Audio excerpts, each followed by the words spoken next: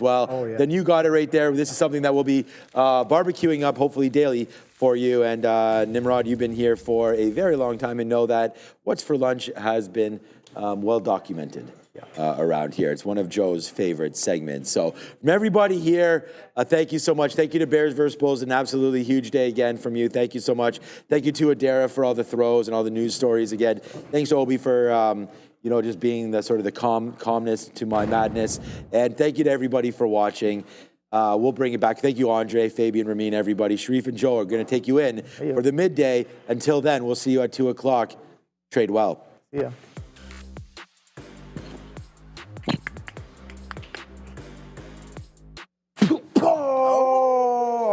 Greetings and salutations, beautiful people. Welcome to the Midday Show. That's your boy, Joey Options, and I'm Sharif.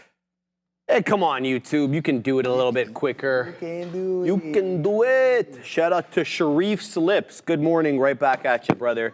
We got Skull, Other Zinc. We got Lo-Fi and Pelosi's Insider. I'd rather be Pelosi's Insider than be Sharif Slips any day of the week, baby. Parabolic. Something drip. Thomas Johnson, we got Bax. We got my OG Bovin. Bovin, we got a lot of small cap gappers, my man, so I'm going to need you with me here. Omega Zero, Los Polos Hermanos, Elite Stream Clip. Shout out to Abhishek. He keeps showing up after that whooping in high school, but he keeps showing up. We got Fiddlebeck. We got Todit. We got Bristol, Dinkelberg, Dying to Live. Love that oxymoron. Stewart. Esvin Riviera, we got Floger. Why are you doing that, Joseph? Why would you do that, Joseph? I just wanted to see. We got Marky J, High Ace 124. Shout out to the OG Gorev, Mike DeRider. We got Wyatt. We got Royale Wara, Dip Sniffer. Ooh. Oh, come on now. Come on, man. Mr. Yeah, I don't know either, Oba. IMAX. We got Big O. Gen AI Apps. We got Constantine. I'm not even going to try to pronounce her last name. I don't do well with Greek last names. We got Tetra something Productions. We got the Eagles Trader. Kalua. Sebastian. Ashraf. We got, who else? Jonathan, David, Sadiq, Sliced Bread, the Tranquil Channel. Last one here, Joseph. Last one there. D. Westermeyer, shout out right back at you, my man. Shout out to Scott J as well. I lied about that last one. Guys, I am in the sim today. I wrote my exam, my yearly exam for the renewal of my license to trade today, so it takes about 2 or 3 business days for it to process. So today we'll be in the simulator, but I'll be doing the exact same trades that I typically do. We're going to be looking at these small cap gappers in a second. Take that off your screen, bro. Why is that still on your screen? Why is it like all airbrushed and crap? Don't do this. Don't do it. What is happening over there? Oh my God. Oh, he's killing me over here. Oh, got your back like that. Yeah. Shout out to the Chilean Nightmare, my guy. All right, Fabian. All right. I see how it is, Fabian. He can't see anything, bro. What do you mean he can't screen? Don't. Yeah. See. See. Look what you did right there. I see what you did there. You upset Fabian. Oh, I see what you did there, Fabian. It's like you broke my show, bro. I'm like an elephant. I never forget. Hey. All right. Good morning, Joseph. Everything good? Do I literally have a black screen?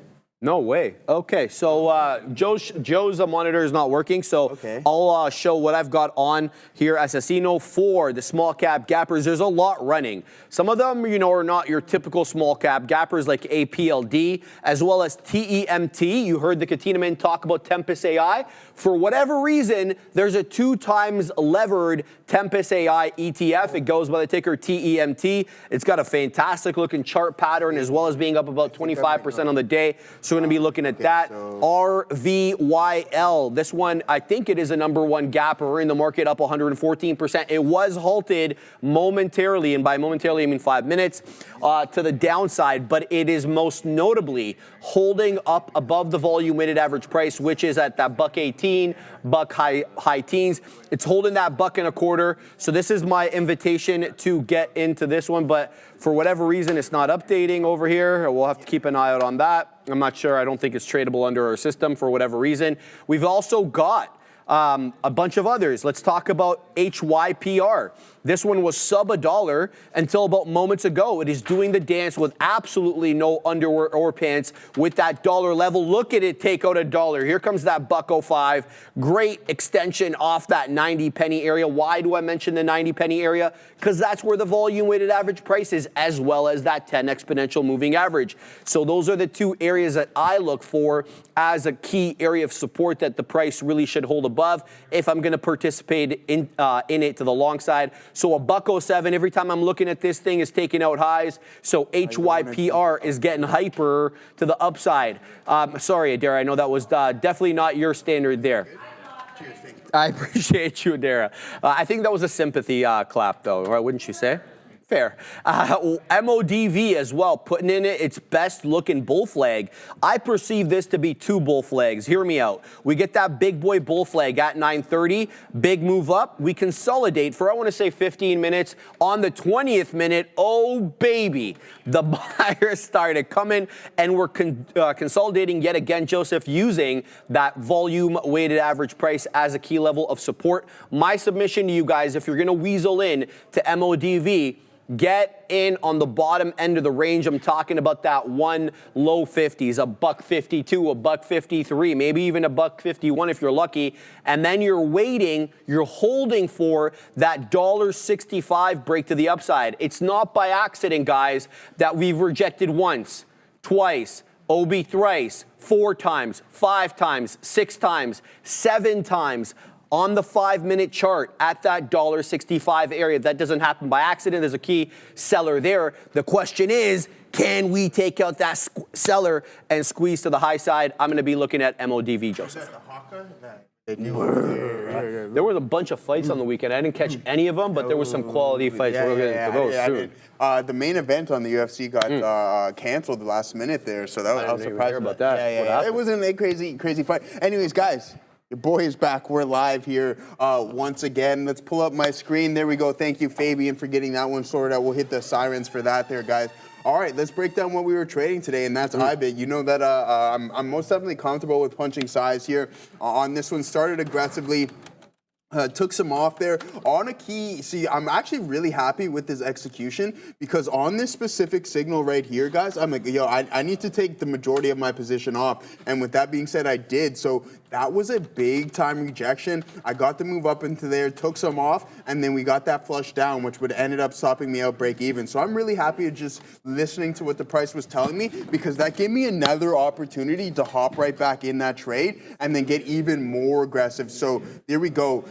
What I had on here was literally triple this size, guys. So I put on some shares here, and then we got that move up to 59.50, and that was my primary target. We're continuing to bleed here right now, so I started really small on my third entry on this one, so that's nothing to kind of just take that out.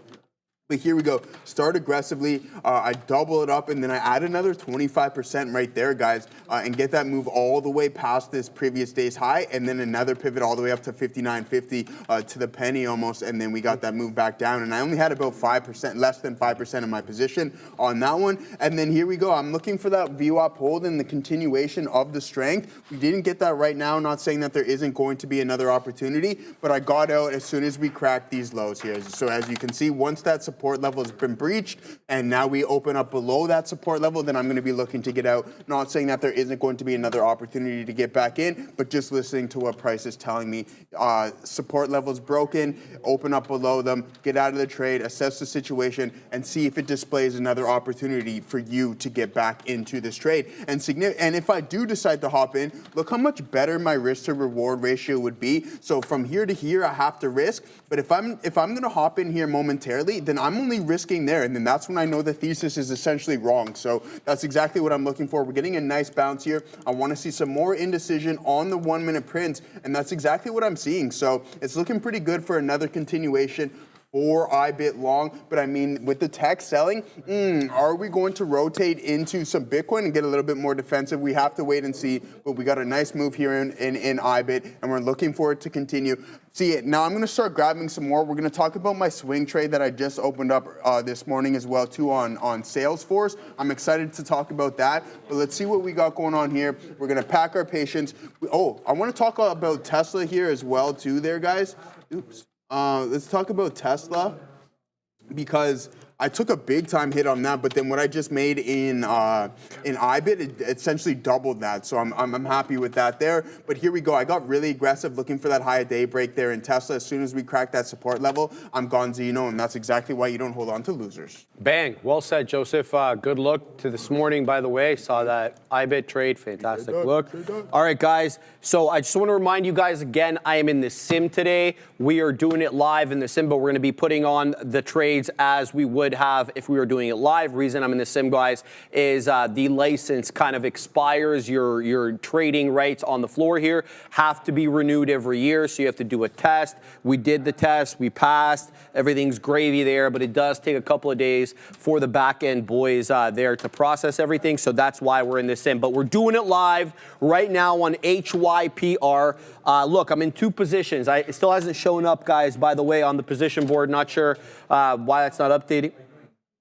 A new one. Okay, no problem. Let's go into Bon over here. We'll go in for baby shares, see if we can get filled there. Yeah, I just did it, Andre, and it didn't update, so I don't know what's going on. But I'll tell you guys, HYPR. So this one topping tailed into a $1.19. As I've always mentioned, though, the topping tail candle is not the end-all and be-all. You shouldn't be looking at it like that on the chart, especially for small-cap gappers. It is not the same when you see a topping tail show up on one of these small-cap gappers than you would have if you had seen it show up on Meta or Apple or something else. So what I'm looking at right now on Hyper is the higher low on the successive candles. So if we do lose the bid right now and drop below the dollar, I'm still picking some up here at 96 pennies. The reason is I like the volume weighted average price here. So we're in Hyper. I'm also in TLYS. I'm looking for a hold up of the volume weighted average price here. It's got to get above that $1.90. Let's see if it does that. Adara's got news for us at the big desk. Things here, just be aware, this is Orogenics. Shout out to our friends at Orogenics, OGEN. Nice move this morning. It is worth noting they're actually going to be undergoing a reverse split, a 1-for-30 reverse split. That'll take effect as of tomorrow morning. So keep an eye here on OGEN, about a 7% short float. Back to you. Thank you for that, Adara. All right, yeah, guys, I'm right back in, and this is what we talk about. You get out, you hop right back in, and we're seeing some nice move displayed on IBIT, guys. I'm going to look to add to this position, especially if we're going to continue this trend. So I just want to follow what the tape was telling me and what the overall price action is there, guys. So ain't a thing over here to take this small little loss, starting small there, guys. And I'm starting with the exact same size here, but now you can see my risk to reward is drastically better, and it's going to give me the opportunity to add, especially if we can break and hold the volume weighted average price. So that is that, guys. I like this. We're going to let this slowly cook up, and I believe there's going to be some more added opportunities, especially if this market wants to start to get a bounce. I mean, you can see that the SPY is closer to the high of day than what the Qs are, but then we have this bull flag pattern that's kind of forming here on NVDA, Sharif. So you can see that we have these consistent lower highs right here, but then we have a nice base. So let's see where volume's going to step in. Maybe we get a whipsaw move, a fake out here, and then we can make that second leg higher.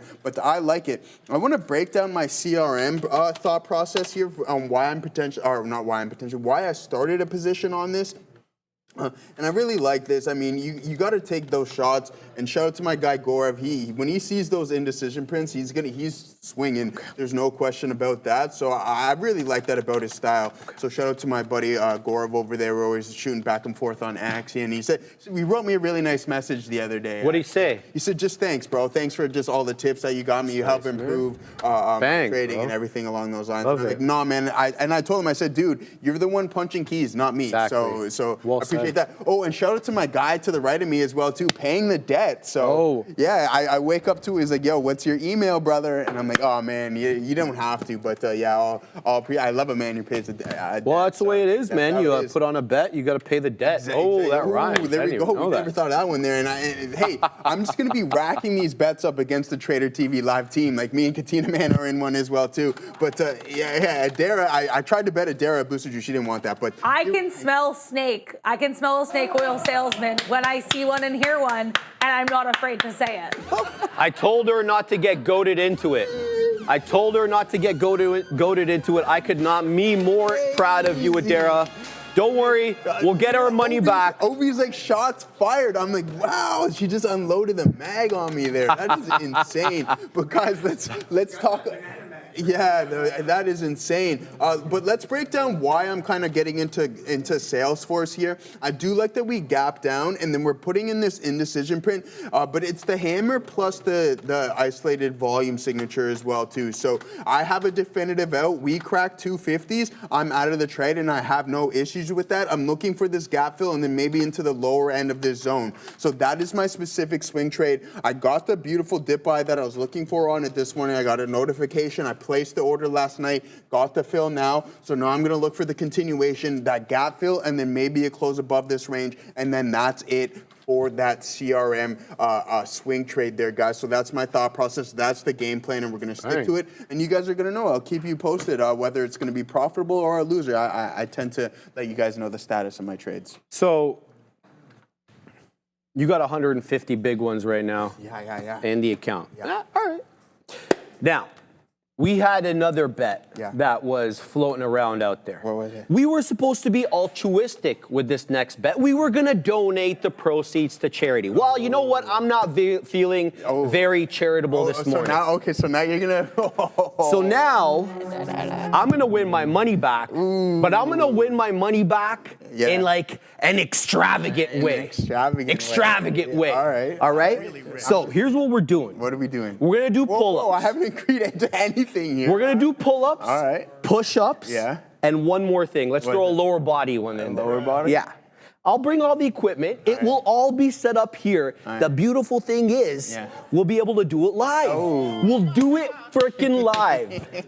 All right? They can judge the technique. Okay. No, if we're doing this, then okay, you can pick a couple events, but then I get to pick a couple what couple events, man? There's no advantage here. We're doing pull-ups, which is a pull motion. We're doing push-ups, which is a push motion, and we're doing lower body. What do you want? Okay. Yes, Ram. Mike, please. Wall sits. Well, yeah, you want to do that? Because that's going to be really boring. But that's tough, though. But this is my thing. If we're doing this, you get 2 events, I get 2 So we're doing 2. I was trying to spare you with 3, bro. I have 4 total I'm good with that. Okay, so we're doing pull-ups, push-ups. A big-time distance run. Okay, well, we can't do that on the show. Bro, I mean, we gotta do it live on the show. We gotta do it live on the show. We'll bring the team. We'll record it on Lakeshore. No, we're not doing that. We're doing it in studio. I'll give you another event. Okay. Pull, push, legs. You can choose whatever you want for the other legs. Your legs are your dominant. I think. Well, I'm doing push-ups and pull-ups with you too. Am I not? All right. Well, I don't know. I want all my money back. I haven't agreed to any of this here. I gotta talk to my agent before I agree to any of this. So, That's fair enough, man. I'm just trolling right now. You know what I mean? We're having a good time. Don't worry. We're gonna have plenty of times to place more bets, my friend. There's no way. There's no question about that. Ben, we just add to IBIT here as well too. But I mean, hey, you guys know me by now. I'm a gambling man. I'll put it up. I fear nothing, even though even if the odds aren't necessarily in my favor. I'm still open for a good challenge. Oh yeah, because really the odds were in my favor with the last bet, right? They were. Really? Dude, you know how much time you had? But that's just really not the point. The point was the breaking of the all-time high. It's 125,000. The problem with my bet after I got a chance to think about it is I put a specific price on it. So if I hadn't done that, if I'd said, for example, a new all-time high by my birthday or something less specific, you know what I mean? You also had like 4 or 5 months. Yeah, so what? Right? I mean, there's something that I can control. It's not like me punching in a Bitcoin. I'm giving you a lot of time value there, brother. All right, you want me to give you time value? Yeah. You got a month to train for this. Is that good? Yeah, I can do that. All right. It's live. All right, Joe, we're doing it live over here. Let's look at TEMT. Here's the deal. This is an ETF for Tempest AI. It's a two-levered ETF. So if you look at TEM itself, it'll be up exactly half of this. So just looking at it for 28.02, likely up 14.01. We're taking prints on this one. Guys, I am in the sim today. I'm sorry the positions are not showing. The production team is on it. They're looking at updating their P Pro 8, which is our software on their end. Once they do that, we should be able to see my positions, but none of us are ever in the sim. Therefore, we really don't know whether it's working or not. So just pack your patience with us today with respect to my level. Take it over, Joe. Take it over, baby. Go, guys, we're cooking up here in IBIT, and you can see I added to this position. Was in here, got stopped out here, get a better risk to reward, ABCD pattern. We double up the position right there, and then we get another pop, man. Love it when the market's humming because your boy can hum as well, too. Didn't get... Didn't catch that fill there. I get nervous when I don't catch a fill. I don't know. Even Joe said Joe's scared. I said, man, come on, I don't fear anything. I don't actually, that's not true at all. I fear sharks and open water.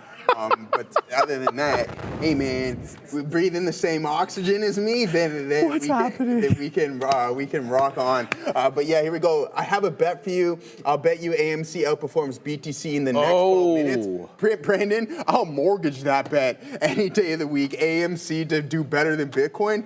Jeez, my friend, I don't know about that one, but the chat is absolutely chewing it up, man. It's Monday. Glad to be back with everyone. Glad to have my boy back to the right of me again. And so, yeah, it's just a good day, and we're putting up some good trades here on Bitcoin, guys. And here, let's just emphasize on the fact that, like, it's really important to get out when you're supposed to, all right? So this is where I got in, and I had to risk this low here. Got out of the trade, but I'm like, okay, we're not establishing or nor are we constructing any new lows, so let me get back into exactly what I had. My risk to reward is now significantly better, and it's going to give me the opportunity once the thesis starts to work out, then we can add into the position. So I'm glad to just slowly add on top of what we had cooking up here earlier. Let's see if we can continue and go and test that high a day. If I get stopped out, break even, so what? We just gained back already what I had lost right there.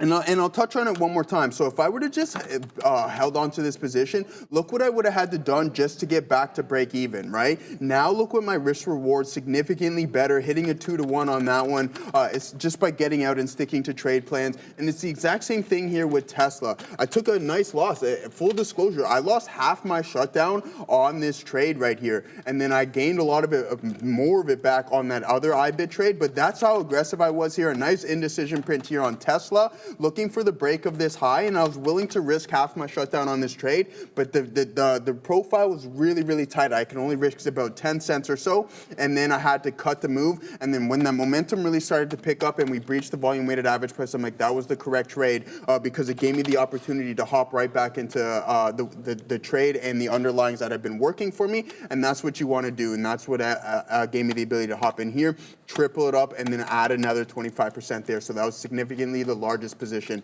that I put on here for the day. Bang. All right, guys. TEMT is taking out highs. We're taking it out with it right now. I'm long at the $0.50. Shout out to Scott Tomlinson. Boom. Again, guys, we're going to stay, excited. We're in the sim today, though. So, whatever. Or we'll put these trades on the best we can. So layering my orders here on TEM, looking for that next print. The next print takes me up to 10 pennies. Right now, it's showing me 7 on the level 2, and now it's crossed. So let's see if we get the print 7 right now on the level on the ask side. There's the print again. We're long at the $0.50, so we're almost about 75 pennies in the money, not quite there. Let's hang out now at 22 since we ride on 22s, baby. We'll see if we can get something around there. Now, again, TEMT trades on the Amex network because it's an ETF. It is a 2 times levered ETF for Tempest AI, one of the names that we associate, well, at least I associate with Cathie Wood. So we'll see what we get there. Simultaneously, I'm in HYPR. HYPR here is on its last leg for me. So I was able to extract a couple of outs on this one, but it did come into VWAP, and now it's lost VWAP. So what I did was I placed my order below prior bar low, my stop loss, that is, excuse me, below current bar low. So it's right at 87 pennies. If this continues to lose the bid by putting in lower lows, lower highs, we're going to be gonzino on that one. We're also in TLYS, break-even trade for me at the moment, showing me 179, I'm long 180. Let's see what this one does. I haven't had any prints right now on TLYS, and if I could guess here, and that's all that it is, it feels like I will get stopped out. It prints anything below that $1.70. That's I'm waiting at $1.69. I get stopped out there, but looks like it's the TEM story over here. TEMT. It keeps putting in higher highs and higher lows. By the way, I want to let you guys know that even though we can't trade this on our system right now, it is moving up bigly, all right? Shout out to RVYL. This one, look, I would have been bamboozled in this one because this one took out my levels. I would have been getting in at the volume weighted average price. That would have been $1.18. Off that $1.46 high, it drops down, it holds the dollar. That's really what kept me interested in it, right? It holds the dollar, and here we go again. We're about 2 pennies off the day high. It's a $1.46 high. We just put in 144, RVYL up 146%. Look, there was no respect for VWAP here. There was none. What I could say is there was either respect for the whole dollar by front-running it into 104 or 103 or the 20 exponential. You can see that it finds a lot of support on that yellow line. That is the 20 EMA on the 5. So we'll see what RVYL has to offer us. But for the moment, looking for more prints to the high side. Keeping my eye on HYPR as that one tries to recover back above the volume weighted average price, and now we're back in the money on this one. So and we got like a lot of sim shares, that is. So what I'm going to do is, since I have about 950 sim shares, we're going to put about 100 shares over here. Now I can tell you my positions because this is sim. We're going to wait at 103 and see what we get, and we won't get upset. Shout out to my man Neil, who will be back tomorrow. Thankfully, bring back Neil's lesson of the day so we can get a breather. Yeah, right? So shout out to my man Neil. So we're going to keep an eye out on that. By the way, guys, I am keeping my eye on APLD. Even though it is not a small cap gapper in the technical sense, it's awfully trading like one today with a plethora of higher lows and higher highs. This one, APLD, that is, seems like very flat top breakish through that $10 area. Humor me for a second. Look at this. Higher low. Higher low, and now we're on a higher low. All the while, that $10 area has just been a brick wall, not letting the longs through, even though obviously the high of the day is $10.09. Just look at those closing prints. None of them are above 10. There's a reason for that. So obviously we know the whole dollar level tends to be that psychological area of resistance, but I'll submit to you this is primed here for an ascending wedge breakout, what I call, lovingly here, a flat top break. So APLD, I'm picking this up off dips. Now, I perceive the money fills here on APLD to be between the 10 and the 20 exponential moving averages on the 5. Why do I say that? Money fill in between 10 and 20. Money fill in between 10 and 20. So let's see. Maybe it gets something at 69s. Maybe I get it in the high 50s. But APLD is going to be on my radar going into the afternoon for certain because it is breaking out. And RVYL just took out the high of the day, and it's going to halt to the upside over here. Where the hell is it? Let's take off MNQ. Excuse me. Even though we can't trade this on our system, I'm going to load it up so we can have a look at it here for you guys. It is on the NQ, is it? Yeah, there it is. I see it just doesn't load up the level 2 for whatever reason. Okay, so it's not showing up. That's fine. Here, it's probably because it's a sim. Yeah, 153. Are you able to load it up? RVYL on the NQ. Yeah, I got some. Wait. No, see, it's not. Is it taking out the high of the day? Do you have the level 2? Yeah, it's halted. Okay, yeah, good. Yeah, so it's working. So certainly because I'm in the sim, that's why. Anyway, a $1.53, guys. We're halted to the high side here. A $1.53. We took out the previous area high of a $1.46. So RVYL is on that good stuff right now. Let's see if it, has any withdrawal symptoms. What's going on over there? Yeah, we don't want any of those withdrawal symptoms here, guys. Yeah, I had a couple coffees there, man. Oh, okay. Yeah, but I've been putting the almond milk in there, so let's see if your boy's body can hold up, have somewhat of a tolerance on this stuff here. All right, guys, yeah, I mean, we're still cooking up in this Bitcoin trade. Comes to this level, I unfortunately have to stop out break even, but that is okay. So hopefully the pullbacks aren't too deep here, guys, because then this can give us a nice add opportunity. If it was once resistance, act as support, and then we can add into this position. So yeah, again, it's just, that's why it's so important to get out when you're supposed to. And I mentioned this last week as well too. I understand it gets frustrating. I had a couple frustrating days as well too. But if you're not following your stop losses, then you're allowing the market to win, and you don't want that. You want to win. And I think even whether the trade is profitable or not, if you get out when you're supposed to, that's a win in my books, right? Because next time you come around, you get out again and again, and you don't take out any of those outside losses, nor do you be stubborn and be like, hey, I don't want to get out of this position because I'm attached to it. No, just get out, don't hold any attachment to them, and then just look around the specific levels that you're already looking at, and then you might be able to find an additional entry, and that was displayed here. And then you can even add, right? Because if you're just being stubborn and holding on to things and not getting out when you're supposed to, and then you take a bigger loss than what you want or anticipated or what you planned for, and then an hour or two later, an A++ setup displays itself, and then you don't have any risk, and you're like, oh, I can't size up how I'd want to. You only take X amount of shares. Yeah, so it's just like get out when you're supposed to, and then reassess. There's going to be plenty of opportunities. There's no shortage of them whatsoever. So yeah, that's what this is here, guys. A big time move. We come back to this level. What's my average? 59.27. Not going to hold this anywhat against me. So we may get stopped out here momentarily, but continue to hold. Let's see that defense on the ask and hold it up. We come back into those levels. You see that defense step right back in. Let's see if we get any indecision prints, and then maybe we can take that leg higher and break this key pivot, because I think it's extremely important.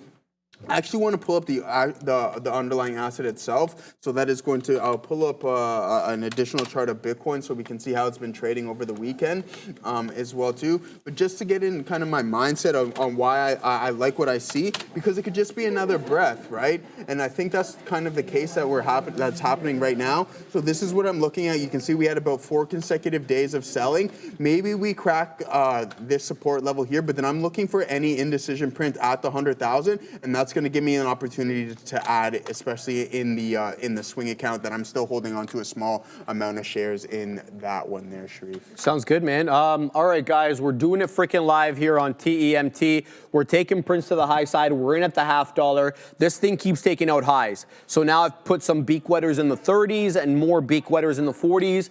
My exact price is $22.51. We're showing 37s now on the level 2. Can we get a print? I'm actually waiting at 37s, and then I'm waiting at 46s. But the spread is a little wide. 37 on the ask, 32 on the bid. So it's going to cross 32 on the bid. Here we go. We're getting super close. Let's see if we get that print. Come on, Mr. Print. Let's go, bro. There we go. There's the print there. So TEM, guys, continuing to put in those higher highs and higher lows. I'm trading TEMT because it's a 2 times levered ETF of TEM, but it's obviously TEM that's got the catalyst here. So we're going to keep an eye out on that one. I'm still involved in HYPR. I don't know how long I'm going to be involved here. It just got back above the buck and got into one of my profit takers, 104, but you can see that line remains red, and it remains red because it didn't get filled. So we ended up getting the lower print there, but we didn't get the higher print. Now what I'm concerned about here is we put in a higher low. A lower high. And most notably about that lower high is it comes at the dollar. So if we lose the dollar, that concerns me for sure. But I don't want to be too quick to take it out over here. So I'm going to keep my eye out on it. We're taking out all the prints here on TEM. This is $1 in the money on this piece of you know what. So that's what we're doing right now, Joseph. Shout out to you. And then we're going to send it to Adara at the big desk. Very pleased to announce here we have the latest update as of the end of the month of May 2025. Here are how each of our Jimmy Carter picks have fared.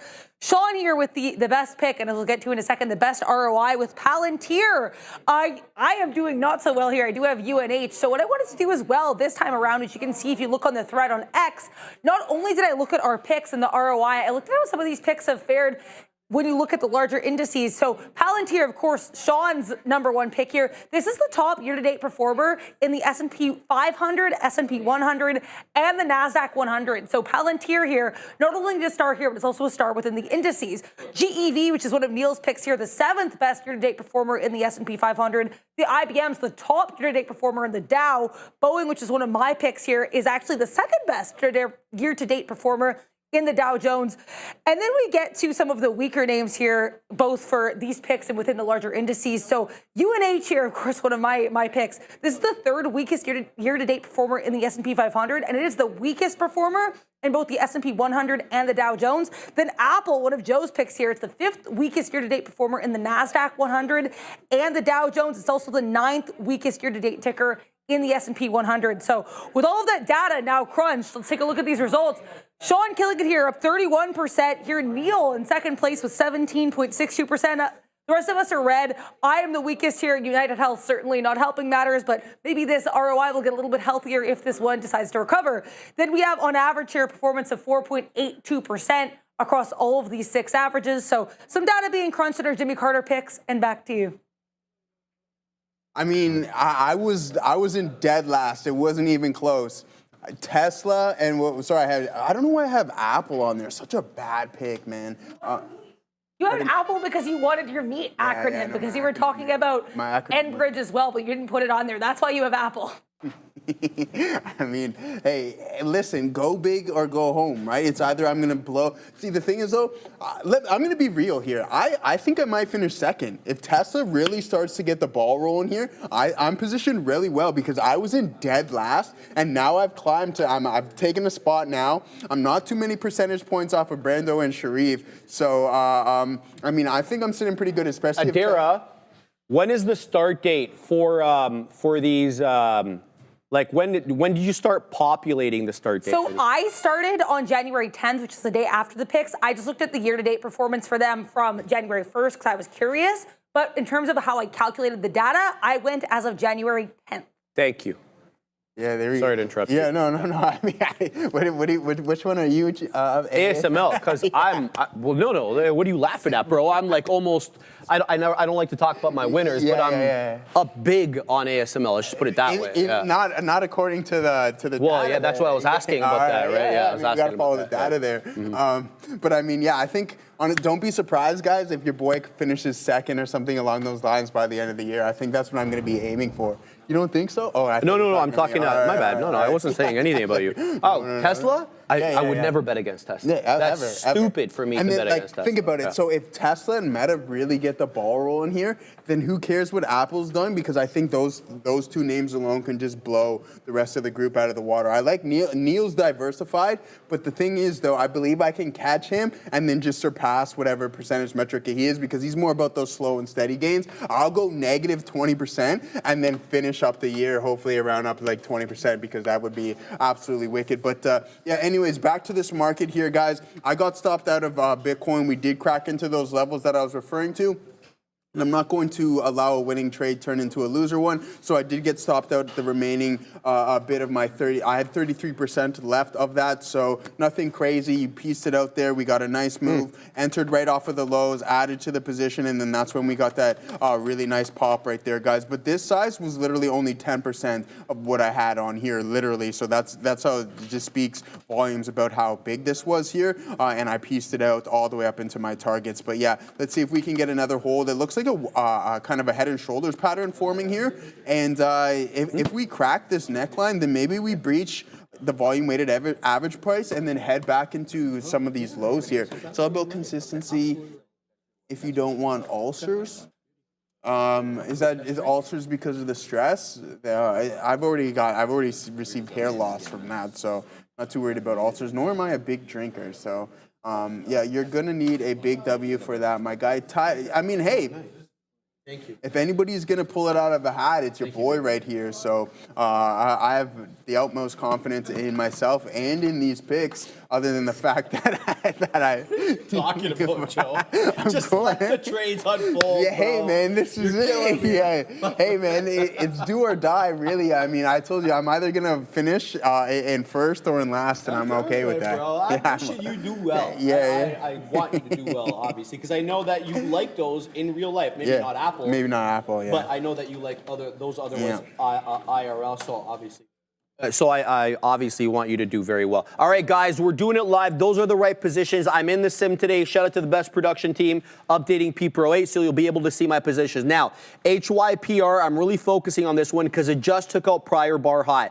It's been zigging. It's been zagging right around that dollar, a little bit above a dollar, a little bit below. Most notably, though, it's not really respecting the volume weighted average price in a way that you'd expect some of these small cap gappers to respect it. In fact, it's kind of using VWAP as a line of best fit. So that means that you don't base anything off VWAP here. Why would you if the instrument in question you keep looking at doesn't respect it as either a resistance or support level? What I perceive to be an actual support level on Hyper is the 20 exponential moving average on the 5, and not one that I typically use, but one that's obviously showing itself to be an important one today. So what I'm keeping an eye here is, number one, a hold above the VWAP or above that dollar area, excuse me, for a prolonged period of time. I don't really want to see it zigging above $1 and then zigging below $1. It needs to decide whether it's going to be above $1 trade or a below the dollar trade. I'll get into why later when things slow down, but they are a different trade north and south of that dollar.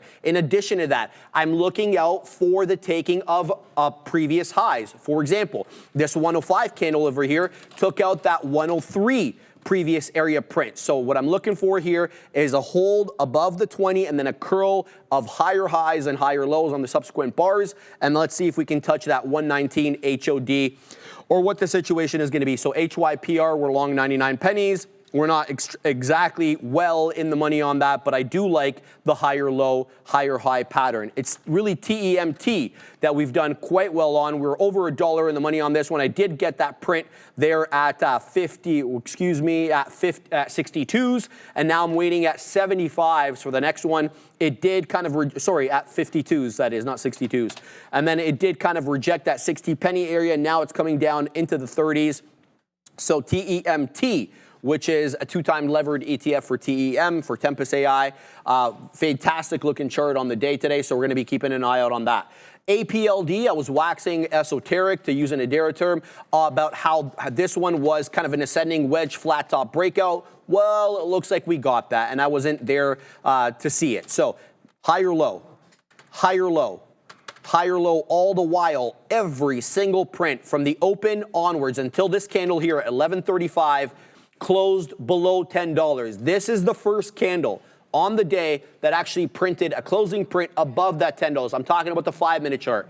Don't show me pictures of the one. I don't care. All right. So this one, we're going to try, number one, to get in a starter position at these elevated levels like the 10 mid-teens. And then I'm going to be looking for a pullback into maybe the 10 exponential. So APLD, we're not involved with it right now, but certainly should be because it's a fantastic looking stock. Let's load up that bad boy here. We're going to take off SPRO and we're going to put APLD, which is on the NQ, I believe it is. There we go. So here's what we're going to do. We're going to take a starter position right now at these elevated levels, and we're already not getting printed. So let's see if we can kind of dip down a little bit, get the print that we want so we don't have to chase it. Let's see. No, it's not giving it to us, so we'll just go ahead and take this print. And then I'm going to set up more prints, more dip trades into the $10 area and a little bit below the $10 area as well, because we know how the money prints work. They work, kind of in between key areas of support and resistance. So that's what I'm doing right now. We'll put those prints there and we'll see what we get. TEMT curling back up into that 50 penny area. Let's see if we can take out the prior day, or the current day high at 59. And then here comes Hyper, putting in yet another higher high. It was 105 last time. This time it's 106. Why am I celebrating about a penny? Because I'm getting the pattern that I like of higher highs and higher lows. That's why I'm celebrating. So let's go ahead here and throw an order at our friend 106 and see if we can get something there. But it's been a hard trade for Hyper here, being kept down. Looks like by short selling or profit taking. I can't really tell, nor do I really care. Gonna keep my eye out on this one as TEMT takes out the high yet again. It's 59s into 66s. What a move here for TEMT. Who remembers that song? Tempted to touch, tempted to touch. Little woman, man, I need you so much. Tempted to touch. Get it, Ob. Come on, help me, bro. It's Sarani. Who was it again? Sarani, man. No, man, it wasn't, bro. It was Rupee. Are you sure? It was Rupee. Hold on, I bet you $150. It was Rupee. Don't tell him, Ob. I was gonna make my money back, man. It's Sarani. Just in case you never know. All right, we're having a good time today, guys. I got. Look at this. We got going on here on NVDA, Sharif. It's broke that down trend line. I talked about that bull flag, and then there you go. It's now breached. We're sitting on the back side of it, and now you have this engulfing candle right here. Really, really nice trading right there. But I thought it was Sarani, you know? Yeah, I was like, yo, let me set this guy up. This guy's gonna try to be betting me on everything to get that cash money. You see, it takes two to tango. It takes two to tango. It does. I give you credit. Yeah, it takes two to tango. Having a good time, Obi. But I mean, here it is, guys, a big time breakout, and now we're getting that stair step effect here in NVDA as we're starting to climb higher. With that being said, let's take a look at the options chain to see if we have any overhead and what the high of the day was here. So that's going to put us right at around 37.65, and then here and there it is, 38s. I'll put it up for you guys.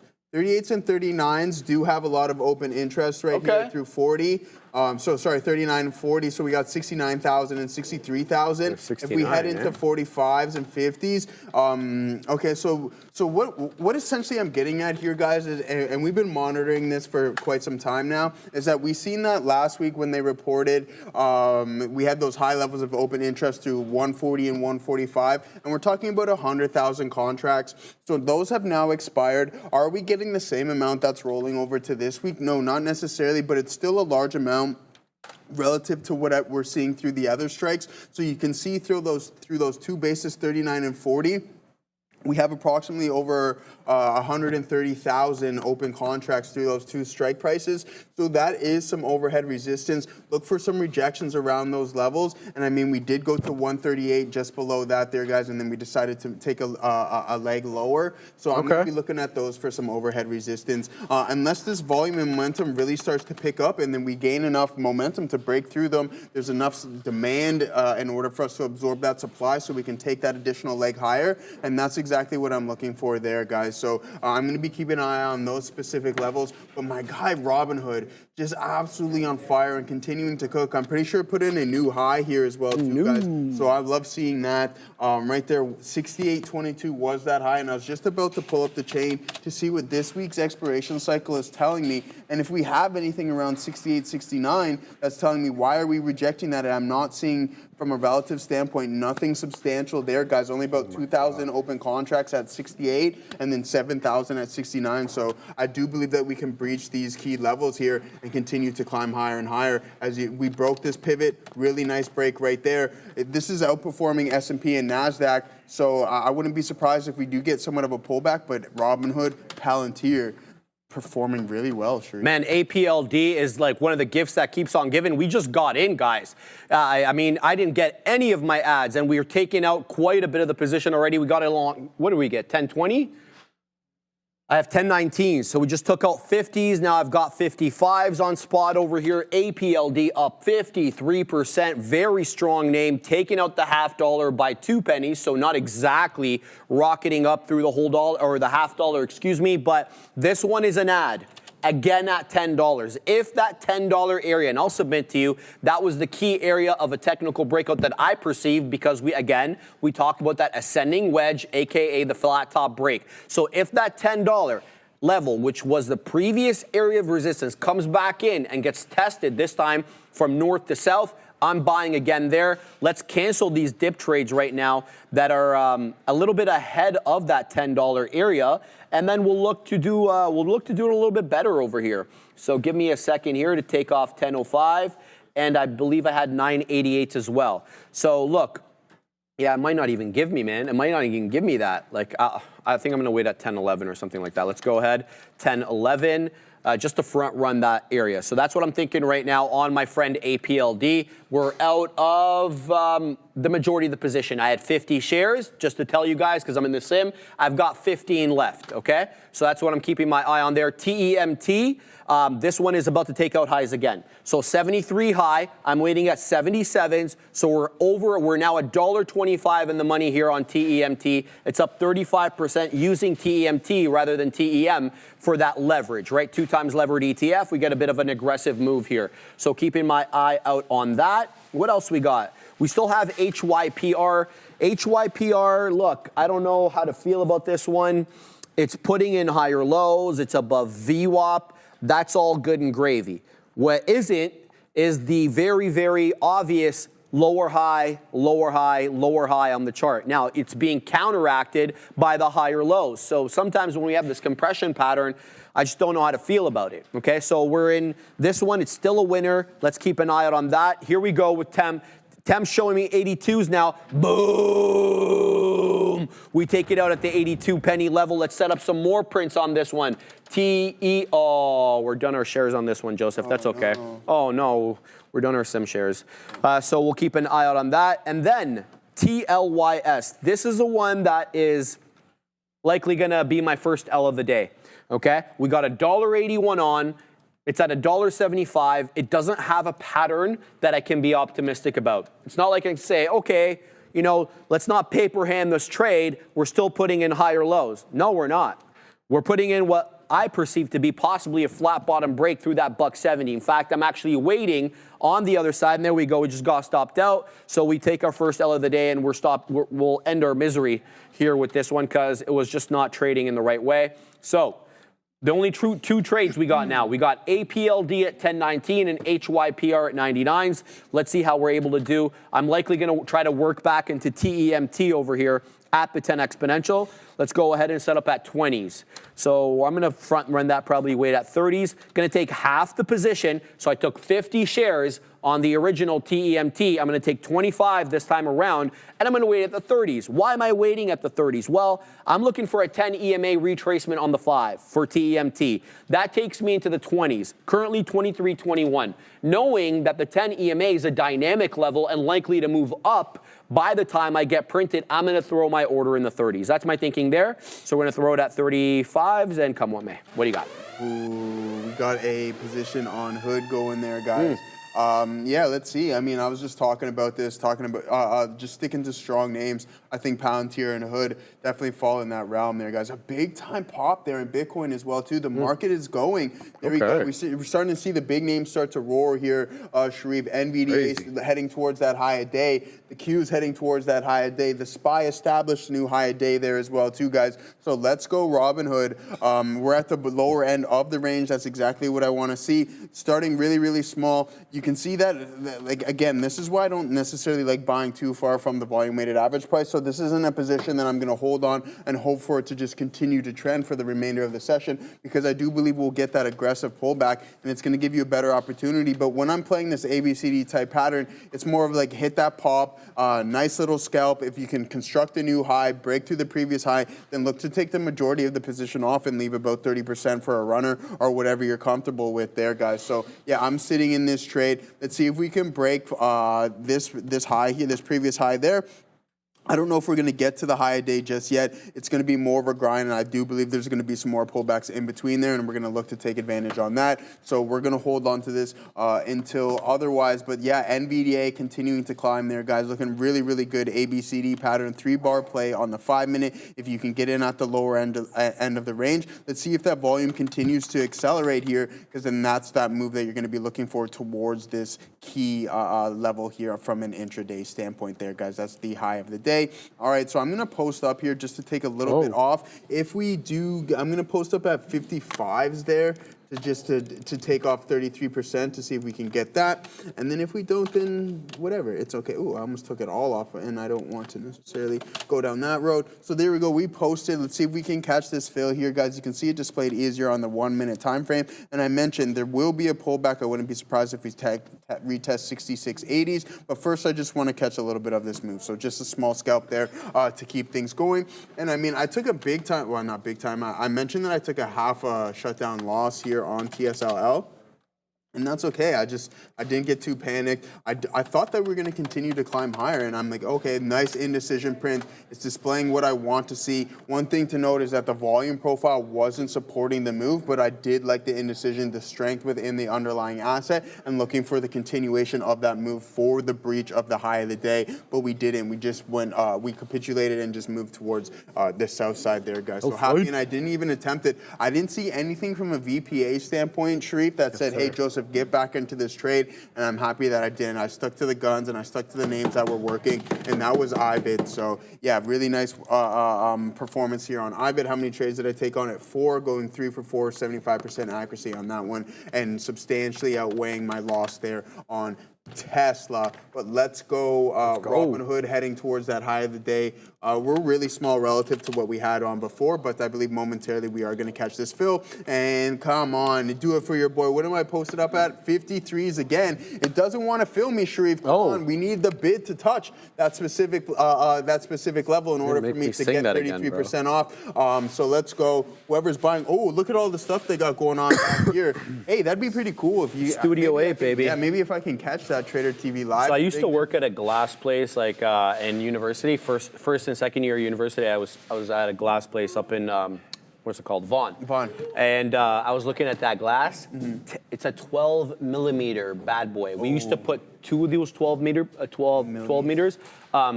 Tempered, not annealed. Tempered means it's been like heated up and strengthened. Annealed is just regular. Dude, that was bulletproof. Two of those 12s, we would put 2 of the 12s or 3 of the 12s. And that's how you do bulletproof glass. Like top 556, 762 and all that stuff. I have no idea about any of that, but yeah, you're the pal guy there. I wanted to mention something. So I got a sick video on. I'm not going to play it right now. I sent it to you, Andre. We don't have to play it right now, but Google, Waymo. Amazing, right? 250,000 rides a week. They're actually doing it IRL, not Tesla. In theory, interesting development, Joseph. There was this mall in San Francisco where people were getting picked up and dropped off using Waymo, obviously. The mall complained. So Waymo adjusted their pickup and drop-off area to exclude the mall.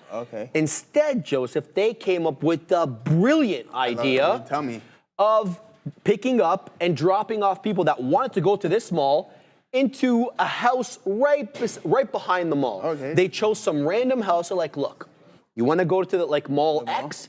You get picked up, let's just say, One Homedale Drive. So the people, the lovely people at One Homedale Drive have that Waymo car pulling up to their house every day, 25, 30 times a day, blocking their driveway.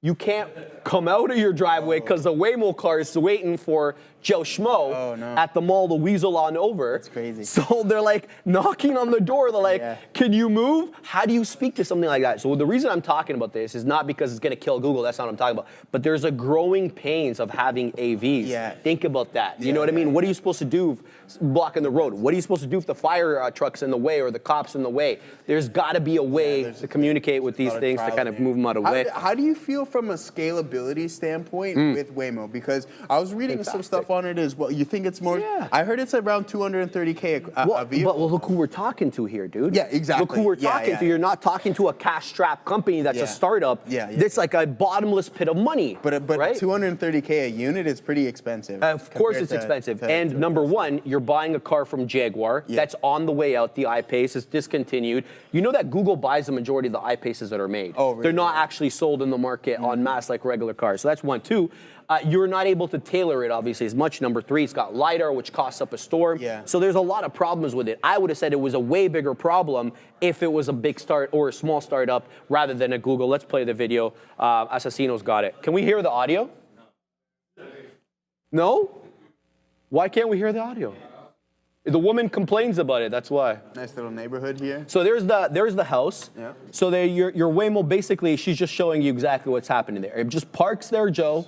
And you can move it. You can ask it to move nicely. It's not going to move. No, it's not. And so those people are like, they're hating their life right now. They can't back out of their driveway. And that's where the destination is. So obviously, have you ever tried to communicate with a tech company like Uber to send them any sort of information? No. It's like impossible.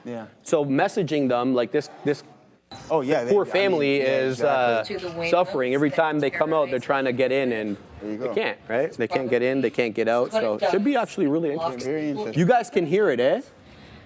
They can hear it. We couldn't hear it. All right. Yeah, so I just want to mention that. Yeah, no, Interesting that's- stuff there, yeah, the that's growing very pains, interesting baby. stuff. Yeah, exactly. And there's going to be a lot of that, right? So I don't think it's the biggest problem in the world, but No. maybe there's going to be a quicker way you can communicate with. I was telling Brendo, I'm like, there's so many like language synthesizing apps that you can put Yeah. onto the car, and you can just ask it nicely to move. There goes a button on the outside or something like that. Like, hey, you're blocking the way. If there's a button on the outside, you know people are People are already doing advantage that, bro. Of that one there. People are already doing that. Yeah, exactly. So that's the tough thing too, right? So guys, screen. I'm going to get stopped out of hood here momentarily. I only did take 33% off, so I do have 66% of the position remaining. I caught that fill, but we're getting this pullback. Let's see if we can survive this. This is, you got to be patient. What did Ozan say? He's so funny. Video says, give Ozan a place to stay. That's crazy. This guy, bro, he kills me. Ozan, yeah, funny guy. So yeah, let's see if we can hold up. Hopefully this pullback isn't too deep and stop us out break even. Other than that, I mentioned, if we do get a deeper one on the 5-minute and a hold of the volume weighted average price, I believe there's going to be another opportunity to add into this position. So that's what we're going to hold on for. And then also Bitcoin, guys, still just hovering around the volume weighted average price, kind of consolidating here now, moving eastward. So maybe we can break this high here and then move towards this previous high where we got our last out on that position. I mean, I am slightly peckish, but that's we got to wait for that one there, Shreve. So that's what I got going on. Eastward movement on Bitcoin, waiting to see if we can survive this pullback on Robinhood. This will give us an opportunity to add, and I am hungry. You think these two are sitting close enough to each other on the couch? Yeah. I think they need to be a little bit closer there, bro. All right, bro. I don't know what's going on over there.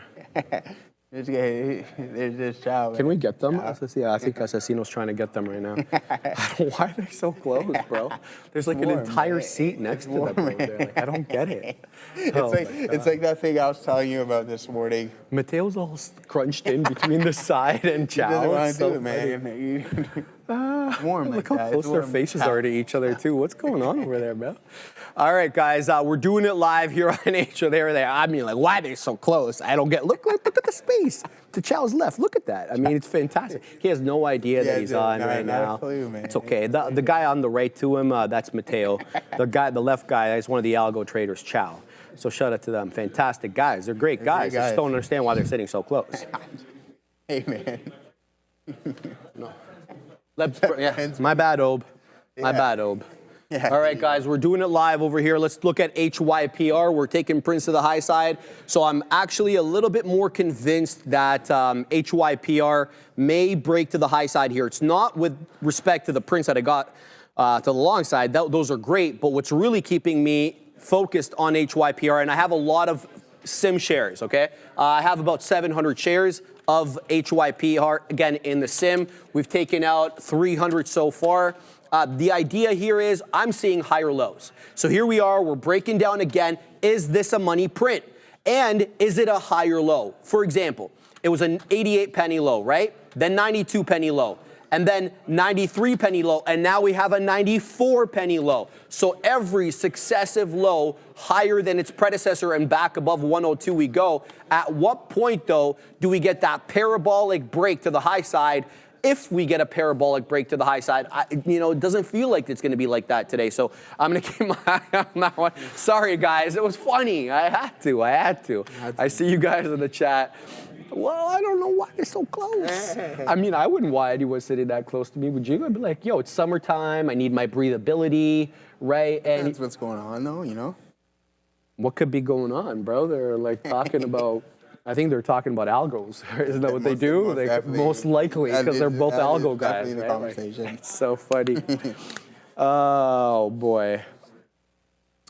Dara, thankfully, is going to stop the madness by telling us what's happening now. Maybe I will increase the madness. Who knows? But what I can do is tell you what's happening here with this market. because that's the point of happening now. This is a beautiful consolidation here into this 590 level for the S&P 500. We have some higher highs, higher lows, and a bit of, as Sharif might say, a flat top break. So let's see if this comes to fruition for the SPY in the 15-minute chart, but it does look vaguely promising as of right now. The Nasdaq looking kind of similar, but not as flat top as the S&P 500. I would say the Nasdaq a little bit farther from its day high this morning, right around that 521 area. TSLA had quite the move. Nice push to 348 off the open. Then it pushed very much to the downside, all the way down to 333. This has been oscillating. And I would say this kind of haphazard action, pretty similar to the very all over the place numbers we've gotten for Tesla May sales. We had about a over 200% increase year over year in Tesla sales for May in Norway. They dropped by about 50% in Sweden, down in Spain as well. So you can read more about that on our watch list at TT or Trader TV Live watch list. But TSLA oscillating quite wildly here. Then we have APLD. This one pushing nicely to the upside. Congrats to Sharif, who's involved in this trade. But Apply Digital here, signing a agreement valued about $7 billion with CoreWeave AI data center leases. Back to you. Thank you very much for that, Adara. Yeah, APLD's, it's been a good one, Adara. It's pulling back off that that high day, 1054. Let's look at APLD. I'm sitting here waiting for an ad. So the majority of my position on APLD, I took 50 shares initially. I have 15 left, and I'm waiting for an ad here at that $10 area. Sorry, this is Tempest AI, excuse me, at $10 area. Now, I don't know if this makes it down into 10 bucks. That's the thing. So what I'm going to be watching, does it give way at the 10 EMA? Does it break through the 10 EMA? So what I'm seeing currently right now on the 1 minute at least is that you have a lot of support at 1030. Okay? A lot of the dips into $10.30 are being bought up. But that's the good side of the equation. The bad side is you're getting lower highs. So we could lose it. We're already dropping down below it right now. So the 10 EMA on my chart is at 1021. So let's see, do we bounce aggressively off that 10 and a fifth? If we do, then my trade at 1011 doesn't make any sense, right? I'm going to leave that 1011 dip trade right now to front run what I perceive to be the actual support level at $10. I'll leave that there. If it doesn't trigger, then I don't mind watching this one bounce off the 10 EMA to the high side, and I'll get in again at a higher price and obviously a worse price, but at least that way I'll have confirmation. So here we go. We're already losing 1030, so now we're quite close to the 10 EMA on the 5, and this, if this candle is to close red right now, the one that opened up at 1205, that'll be a 3-candle red pullback off that 1054 high a day. So that's what I'm looking at right now, looking for a long here to add more shares on APLD, as you know, we don't have that many shares left, so that is going to be my next move. Simultaneously, TEMT is tempting me. In fact, I put a dip trade here right at that level and it didn't trigger. I put it at 1033, dipped into 1039. Alas, it did not fill. So let's go ahead and take half the shares I would have normally taken at this level. And if it does come back into my level, then I'll get the full position. So we just punched in at 63s. It's already showing me 70. So let's go ahead and wait with some shareage here at 74s. Okay. See if we can get something there. And then simultaneously, we'll also wait at 82s. See if we can get a nice move up. So TEMT right into that 10 EMA on the 5 and already putting in nice green candles. So we'll see if this one's got more in the tank. It's already giving us 34% today. I'm loving how this is all coming. Assassino, are we able to show them what's going on over here? Because I think what's going on there, Ben. So that right there, guys, on the right side, that was a piece of glass that's now come down. What you're seeing is the other side of that wall, which is a hallway. So where that gentleman in the yellow shorts is, on the other side of that, that's a hallway. That's where we go in between the studio area where the trading floor was, and the other side, the kind of the back end side of things. So all that wall, there's a dare there going to the washroom, and all those left, whatever, don't worry about it, Ram. There's glass where it says Trader TV and Real Trading. That's all glass. That's all coming down there. So there's Chow again. Shout out to Chow. Shout out Chow. Yeah, there you go. A play-by-play commentary right there, guys. Business back there, bro. Can I get a second to focus on the show? I dig the Kobe shorts back there as well too. So shout out to the kind gentleman on the ladder there. So yeah, I mean, guys, let's go. Robinhood, we're continuing to climb. Where's the next trade?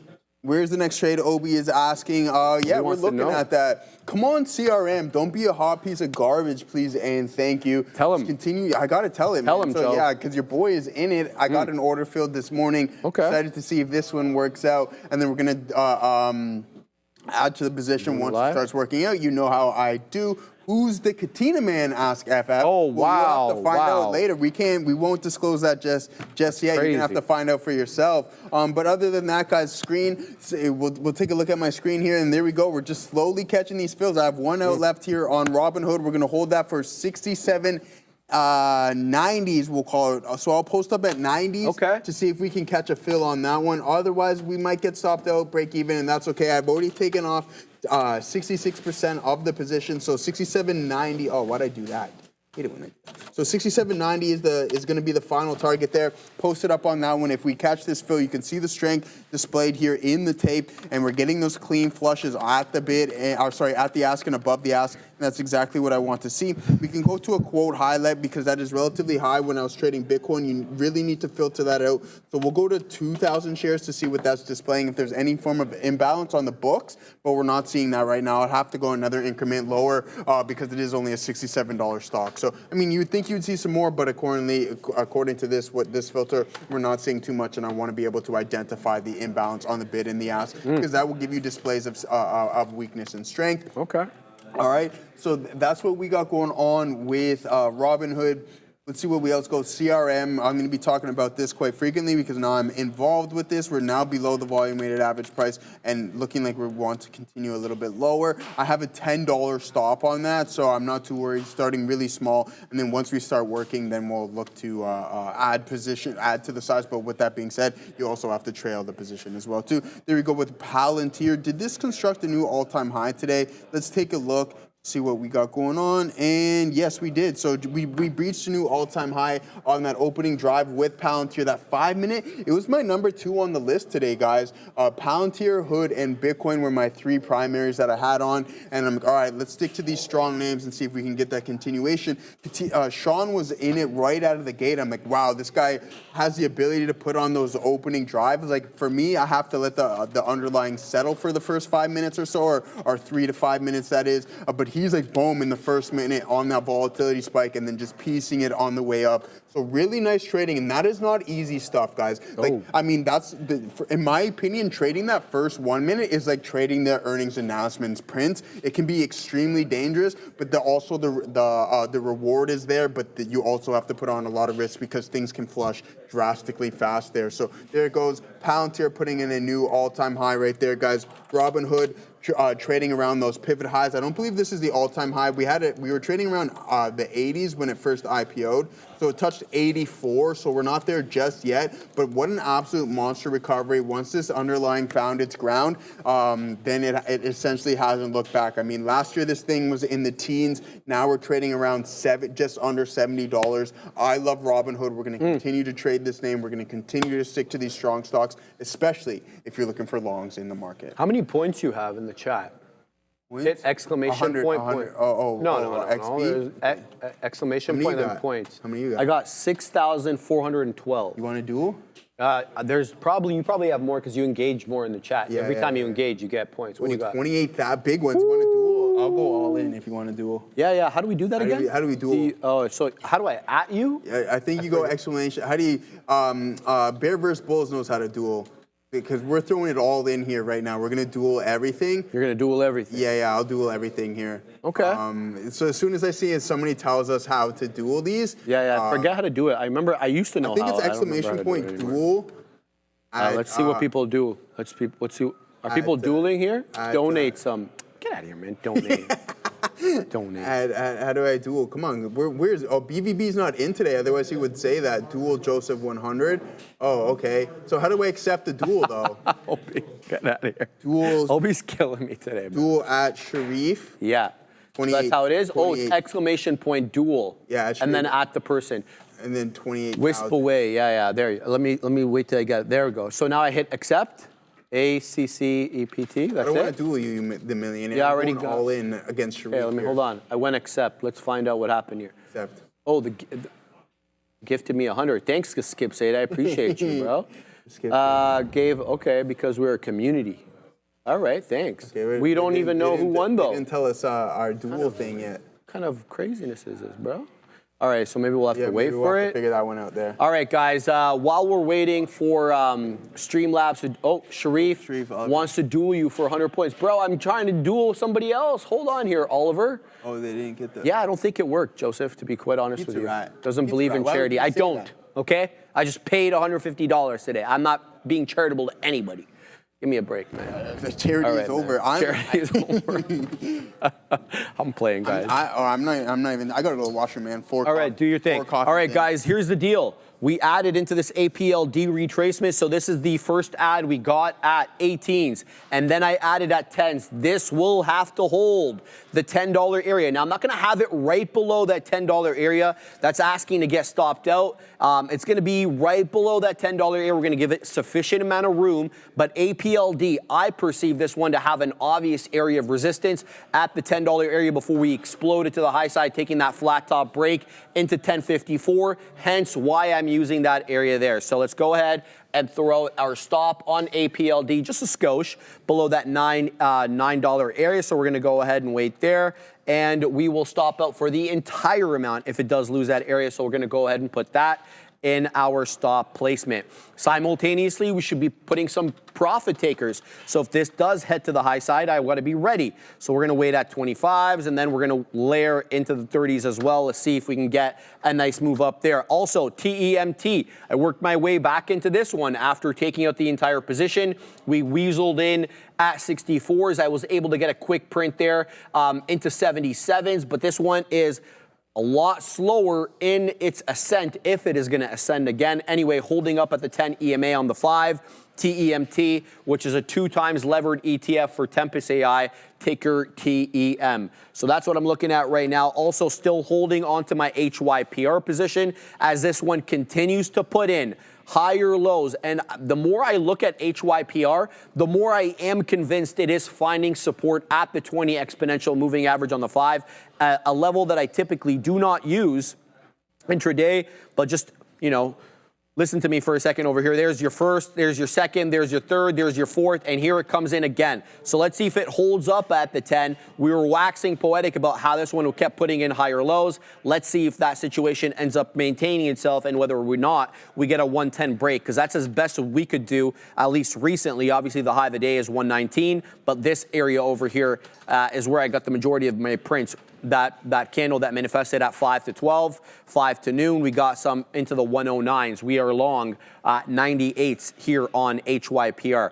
So not a bad look. APLD holding up, TEMT holding up, but HYPR just indecisive at the moment. RVYL, I get this is the biggest, the baddest of the small cap gappers on the day. Can't trade this on my system. It's up 300%. It's up into that 230 area. And it's been very respectful when it's not halted, that is, of the 10 EMA on the 5. It did dip below the volume weighted average price. So I wouldn't be quick to use VWAP for anything here because it's already shown you its propensity to disrespect VWAP intraday at least. So we'll keep an eye out on this one, but you know, I'll call it out for you guys when it is breaking up, but we don't have trading permissions for that here. So I'm just going to keep an eye out on it for you guys. Joseph, what do you got? Yeah, good stuff there. Kalua, seeing the super chat. Thank you for that. Absolutely crushing it, gentlemen. Much appreciated. Joseph, please mail me one of those massive Trader TV boards they're removing back there. I'll pay for shipping and hood. So there you go. Here it comes. Let's just hope it doesn't break. Yeah. I mean, back there it broke. Oh, the last one? Yeah, broke? yeah. But the thing is, they've got the tape on it, or the film for the Trader TV, so it held everything together. It's safety glass because it's tempered, right? So the second you hit the edges of tempered glass, that's where it's weakest. That's where you hit the edge, shatters into like little pieces. Little shards. But which is good because you don't want those huge pieces of glass. So I mean, Kalua, we're gonna have to talk about to the big man about that. So hey, listen, I know what kind of cash you're ranging in these days, Kalua. So I don't know if you can get a discount or anything like that. You're taking home big ones quite often. It seems to be the case. So yeah, thank you very much for that. We'll have to talk to the big boys in the back. Joseph, I super chat you, man. I'm here. I've read the super chat and much appreciated for that one. Joseph, FF played out nicely today. Yeah, exactly, FF. So I believe in the max pain magnet to the fullest. We talk about it all the time and just rejections around those specific areas. So I like how you pointed that out. Pathic says, is SPY a double top again at the 15-minute daily? Yeah, let's take a look. I mean, we've ran into the same levels umpteen times here today on the session. So let's see what we got going on. And they're correlated with some other levels as well too here, guys. So you can see that was Friday's. Not high, but we did post up. We did run into that level. That was a pre-market and an intraday level. We did blow through that on the imbalances, but being respected again here. So we're knocking on the door of 590. We can't breach it just yet. So let's take a look at the options chain to see what that's telling us and why 590 may have some importance to today's session and why we're continuously rejecting it. So what I want to do is go to this week's expiration cycle to see what 590 is telling us. And I mean, relative to what we got going on with the SPY, we do have about 1.7 thousand open contracts at that specific strike price on this week's, that's 7 days. Sorry, I apologize, guys. Okay, even larger now, about 9.5 thousand open contracts. That's relatively larger than what we're seeing up until below us at 586, so 5 points away roughly. There it is. We're knocking on that door. We can't break through it just yet. It's not a substantial amount. So I believe if we get any headline that's positive or something comes in where we get a volatility and a volume spike, I do believe we can absorb that. There'll be enough demand in order for us to climb through those specific levels. And then maybe we can head, I think this would be my next target right there. That would be Friday's high, post-market and intraday high right there around 591 there. So a couple points away. That's exactly what I'm looking at there. You can see that we've rejected it multiple times. Let's see if we can breach those levels, Sharif. Yes, sir. All right. Keeping an eye still on my positions. APLD continuing to hold at that $10 area. We are long 10.18, so we're 10 pennies out of the money on our newer position. Let's see if this holds 10. I've already placed my stop, so there's really nothing for me to do, either to wait to get stopped out or to take some profits, which I've already layered there on the screen. High a day, 10.54. My next profit, my highest profit taker, 10.55 for a high a day break. Keeping an eye also on TEM. Not much to report on, guys. We're long at 64s. It's showing me 63s. Still holding at the 10 exponential on the 5, but not really making any higher lows or higher highs. Very consolidated, very flat, and has been for the better part, I want to say, of 10 or maybe more, actually, almost 20 minutes now going on that area. But it's really APLD that's at a make or break moment, because that $10 flat top break was very obvious to me. So if it was obvious to me, it was obvious to other intraday traders. So the fact that if it doesn't hold on at that area is very telling, that we will likely either be dropping back down into VWAP or even losing VWAP maybe into 9. So that's what I'm focusing on right now. I'm looking to defend that $10 area and then possibly move back above that $10.50 area as well. So HYPR continues to zig and zag at my entry. Nothing doing here. Still, a little above $1, a little bit below. That's really all that's happening right now in small cap gapper world. RVYL, the biggest and the baddest of the small cap gappers on the day. The halter, the halt fest that we've been on RVYL, it's now halted again to the downside. Let's flip to the 1 here to count how many halts. 1, 2, 3, 4, 5, 6, 7, 8, 9, and now we're in our 10th halt. I don't even need to see how many halts there are. I can tell you there's more up halts and down halts, because we are very much closer to the high of the day than we are the low. Just to give you an idea, this one started out closed out on Friday at 57 pennies, and now it has a high of $2.30. That's the 1 minute chart here on RVYL. When you see these dashes on my black chart, that's periods where it didn't trade. And so you can count all those dashes on the 1 minute. Each dash is a 1 minute, would have been a 1 minute candle had it been trading. So we'll see. They've all been 5 minute halts. None have been 10 so far. So we'll keep our eyes peeled for when this one opens up again. I don't have it on my trade list today though. That's basically all I've got right now. Let's talk about some other ones that I haven't really mentioned all that much. MODV, another respectable name, respectable name, a little bit above the volume weighted average price, but well off the high of that $1.90. Let's see if this one can kind of curl and take out that maybe $1.80, $1.85. That's the prior area high, MODV. I'm going to keep that one on the side chart, as well as SPRO. Shout out to Spro. Do you remember that? Do you know Luca? Yeah, I know Luca. You know yeah, Luca? They used to call us the Spro Bros. Spro Bros? Yeah, because he would get a Spro and he's Italian, right? So I would get like he'd get like what do they call a tall, and I'd get the small one. So we were Spro. Espresso? Yeah. You didn't know that? Well, now I do. There you go. Now you know. There you go. There it is, baby. I didn't know this, bro. Yeah, I'm gonna be honest with you. If I were to do an espresso, I would just be like, yeah, exactly. So, Yeah. I don't know. You're not much of a coffee I'm guy. not. Yeah, I'm not good with it. My body's not good with it. Dude. I've honestly, I've had started putting almond milk in it, so it's been helping a little bit there. But other than that, if I drink coffee, then I'm zooted, man. I like it. That's for sure. I can't even imagine what that would look like, because you're a pretty level-headed guy most of the time, right? But dude, it gives me the jitters, man. No, that's never good. Yeah, it gives me the. My sister complains about that too. Like she's more like chilled out. You're not a hyper person. Like doesn't talk a lot. Yeah. And she drinks a lot of coffee. She notices everything. It's like welcome to my world, man. The other day, Selena made me one, and I was just sitting on the couch drinking it, and she's like, "Do you want another one?" I decided to take. For some reason, I'm like, "Yeah, sure." And then I was like. I couldn't get up. I was like on the couch. I was just like, too much caffeine for my body. Yeah, too much. I don't know what's up with that. I've been there, but not with coffee though. With energy drinks. Yeah, energy drink. Oh, I haven't had it. I don't even remember the last time I've had an energy drink. Yeah, exactly. But yeah, here we go, guys. Miss Lucia asked a good question in the chat. We can go over that. I think I'm gonna just cut this this Robinhood trade, guys. I'm gonna get out of there. Maybe a little bit premature, but that's okay. But look at this nice leg up that NVDA is taking in the volume supporting that move there. So once it broke this channel to the downside, so we had that kind of bull flag pattern being formed, and then once it cracked, it essentially hasn't looked back. And then here you go, you get that consolidation phase there, guys, and then you take that additional leg higher. So that's some signals of some strong underlyings. But we're gonna go over what Miss Lucia's question momentarily. We're gonna go right back with Sri. This is one of the most valuable parts of Trade the Pool. It's called VOD, Video On Demand Library, a free resource filled with real trading stories, strategy deep dives, and practical insights to help you grow. So whether you're looking to improve your entries, manage risk better, or just stay motivated, guys, this is where experience meets education. And to make sure nothing valuable slips through the cracks, there's the note feature. See something's worth remembering? Click note, write it down, and it stays saved right inside the video. So head on over to tradethepool.com, tap the trading VOD, and start completely free.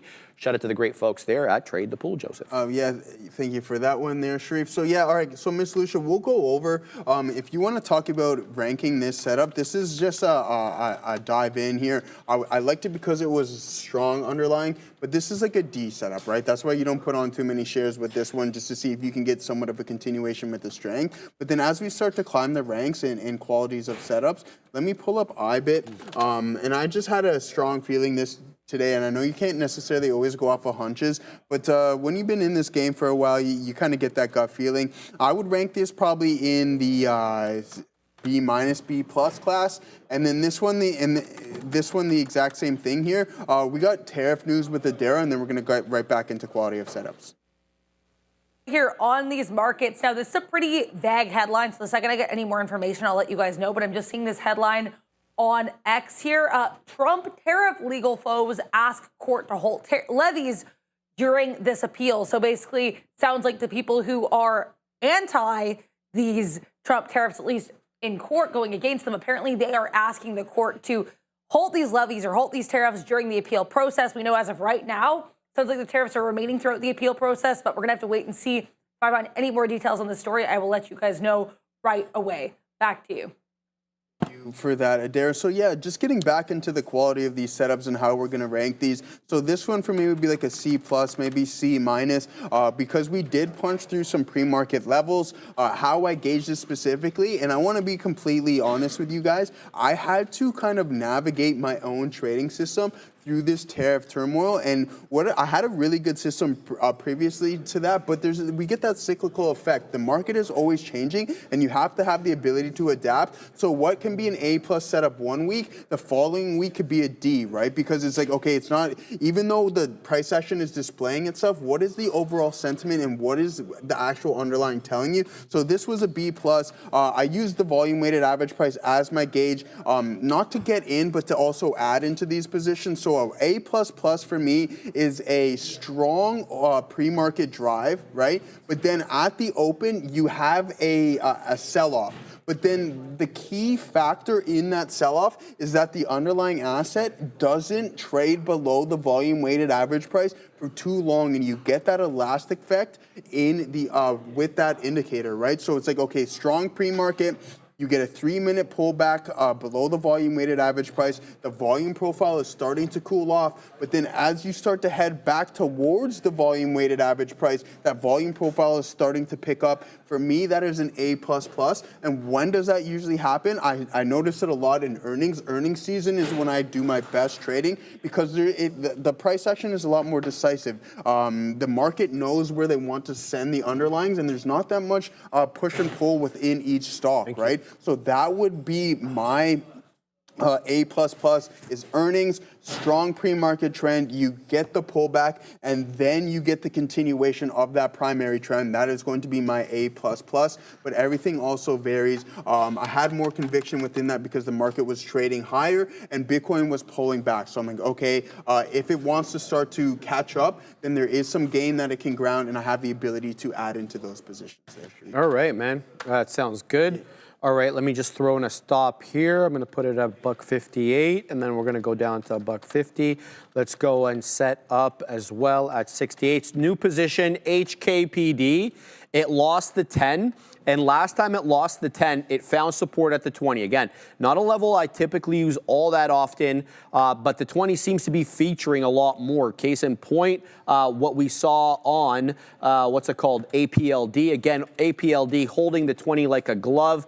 I did add there at 10s, and now we're taking some profits as it comes up to the $0.25. Here it is again at the fifth of a dollar, holding 10 like a glove. Again, guys, the reason we got into APLD for the second time at the $10 area is, as I mentioned, this one was I perceived it to be a flat top break. And if it's a flat top break, and it's in fact one, then the flat top from which it broke should act as an area of support if it is to be tested again from the north to the south side, meaning the price action coming down from the high into it again. So that's what I'm looking at right now. APLD looking for this one to cure. Here it is, taking out the previous area high. Let's see if it can come up into 30s, 27s now. Let's see if it can weasel up into 30s. Being met with some selling here at the $0.25. So we'll either have to pack our patience or we'll get stopped out. We'll get stopped out well below the current price, though. So we're in the money on this one. Let's keep an eye out on it. So HKPD, new entry on this one. We're out of the money by 1 whole penny. This loses 60 pennies, $1.60 that is. That's the end of the trade. The reason I say that, look at this area over here. This is an obvious area crest, okay? Even though it goes into 164, I'll submit to you the real level is 160, okay? So if you're looking for a previous area of resistance to come back in and get tested as support, my observation is that level is $1.60. So that's what I'm waiting for there. Let's see if it bounces back up. I'm waiting at 68s. It's already showing me 69s on the level 2 on the ask side. So if that is the fact, then we'll get printed once the spread tightens up a little bit here on HKPD. Go APLD, go. This is the gift that keeps on giving. I told y'all that $10 level was it. And in fact, I'm actually really disappointed, sim or not, I'm disappointed that I didn't get filled on my 10.05 dip because it came into 10.05, didn't get filled because it didn't cross. So we were looking at even getting another better price at that 10.05. Alas, didn't come. Whatever. We'll look to do better next time, maybe by running it by a couple of shekels. So let's go ahead now and wait in the low 40s for that next print. So we got the 25s. We got 25s, we got 30s, we got 35s. Let's see if we're able to get mid 40s as well. HKPD is headed to the high side there, and I'm not getting printed likely because, again, I'm on the sim. Otherwise, if it was real, I probably would have got those prints because it did cross on the bid. So let's see if this one can actually print in the sim over here. Let's go ahead and wait with some more shares on the north side there. So we're going to wait on 72s, and we'll wait also at 71s to extract some prints there. So we'll see what we get there with APLD. Now it's taking out all my prints as I anticipated. Let's see if we can get some more to the high side here. HKPD, good look, and a great bounce off that 20 exponential moving average, which just happened to coincide again with that $1.60 breakout area there. So that's my thinking here on HKPD. I just want to mention one thing before we send it to Adair, who does have news for us. TEMT, we just got it. We just got the ad on this one. If TEMT loses $23, that's the end of the trade. It has to hold that area. Otherwise, I want no smoke. Adair. Just be aware here, as the Nasdaq curls here to high of day, we do have comments from Fed Chair Jerome Powell set to begin at 1 p.m. Eastern. He's going to be speaking at the Federal Reserve Board's International Finance Conference. So I will be covering that for you guys. Again, it'll start in about half an hour at 1 p.m. Eastern. We are also supposed to have comments from Fed Goolsbee coming through at 12:45 p.m. Fed Goolsbee, we're going to have to wait and see what he says here, but I will be covering that for you if there's anything market moving. Back to you. All right, guys, we're doing it freaking live here on HKPD. Give me that print, bro. Give it to Get it. Get it. To the high side. In fact, it just gave me 80s, Joseph, but I'm such a schmuck.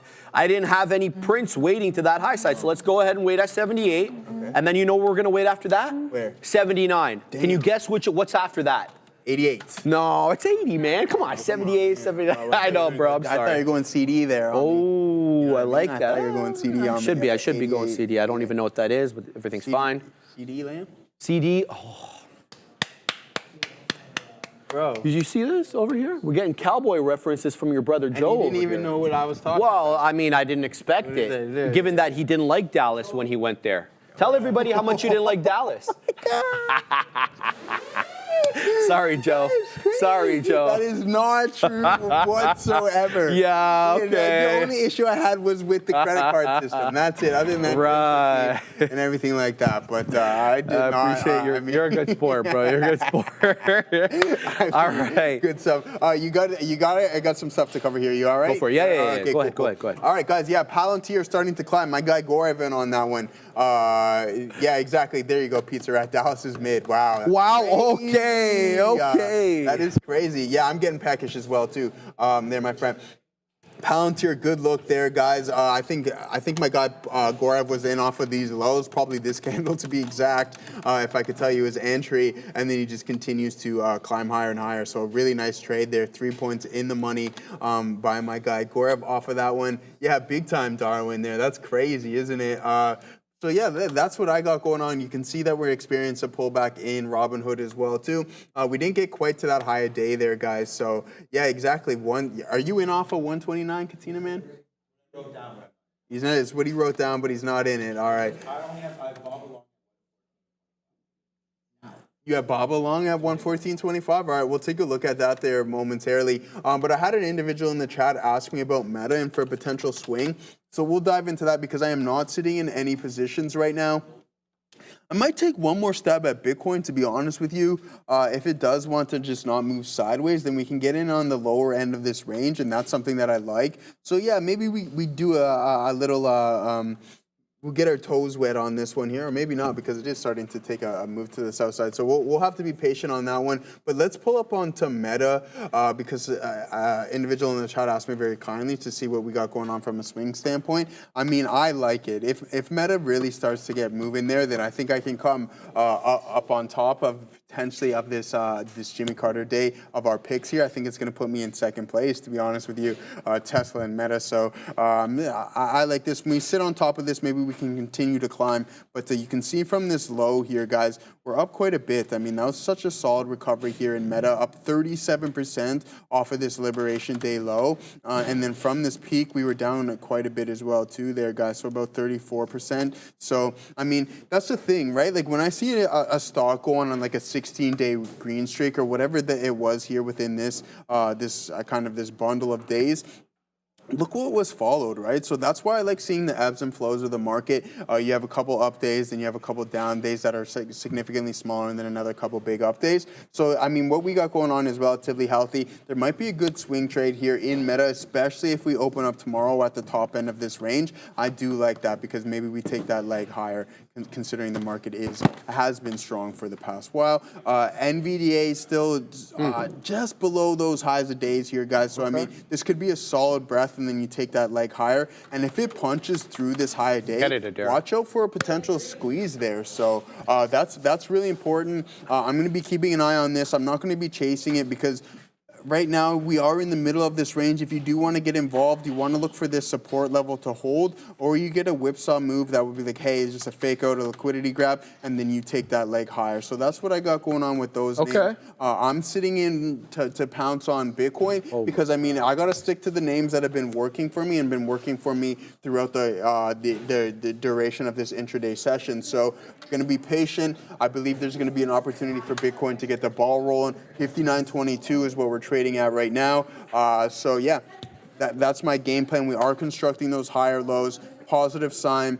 Slightly wedged, but I'm not going to try to force any pattern. If the market wants to take this leg higher, it's going to be led by NVDA. Meta was putting in a monster day. I didn't even take a look at it from an intraday standpoint. So yeah, there you go. We've already cracked through these opening drive highs. We put in a new high a day, and it looks like it wants to put another leg higher. So you get that pullback, but the volume profile is really, really starting to cool off there, Sharif. So just keep an eye on those things. NVDA, Meta, if they want to lead this market, then I like it for a move higher. Man, Meta is an absolute rocket ship, but I'm gonna read the news in a little bit because I still got a couple of trades on. But Joseph, I'm gonna really surprise you with Meta. With some of the revenue sources from Meta. You're gonna be quite surprised. I think our viewers as well will be quite surprised about how much money they actually make just from advertising. Yeah. What would you say it is? Of their total revenue? Yeah. I think it's around 70%, isn't it? Okay. Yeah, I think that would have been a fair figure to guesstimate. I think I would have probably said even lower than that, to be honest with you, to give you credit. It's far higher. Oh, really? Yeah, Ooh, it's insanely high. You're going to see it in a second, but... Did you see that Germany is looking to implement that digital tax as well, too? Digital tax? Yeah, Explain. So apparently just for using their servers, the digital tax, right? Yeah. And they're going hefty, like a 25% or something, or I think it was 10% when the average digital tax was like around like 2 to 5% or something. So that gets charged to the company? Yeah, and then to the company. They're gonna, you know what they're gonna do, bro? They're gonna pass it off to the consumer. That's like what they always do. They're not gonna take the hit. They're not gonna eat it. They're not gonna chew that up unless you're Costco, well, you will chew up. Well, they don't care about that though because they make money off the subscription. You know what their gross margins are? I was looking into this. Okay, so we have a bit of retail in my fam. So regular retail markups, Joseph, between 20 to 25%. Yeah. That's regular. Not net, obviously.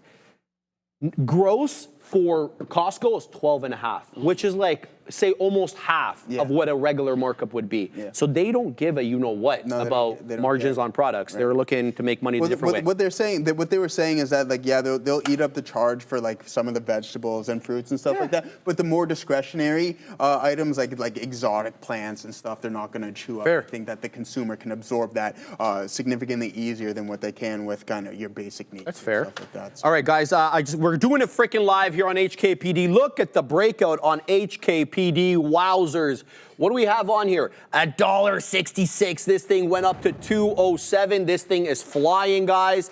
Be careful with this one because as quickly as it gives you, as quickly as it will take away, keep your eye out now. What I will submit to you, that $1.75, that's the new area of support we need to be looking for. So if you're looking for a dip trade, not a breakout trade, a dip trade, it is that $1.75. Let me make my case.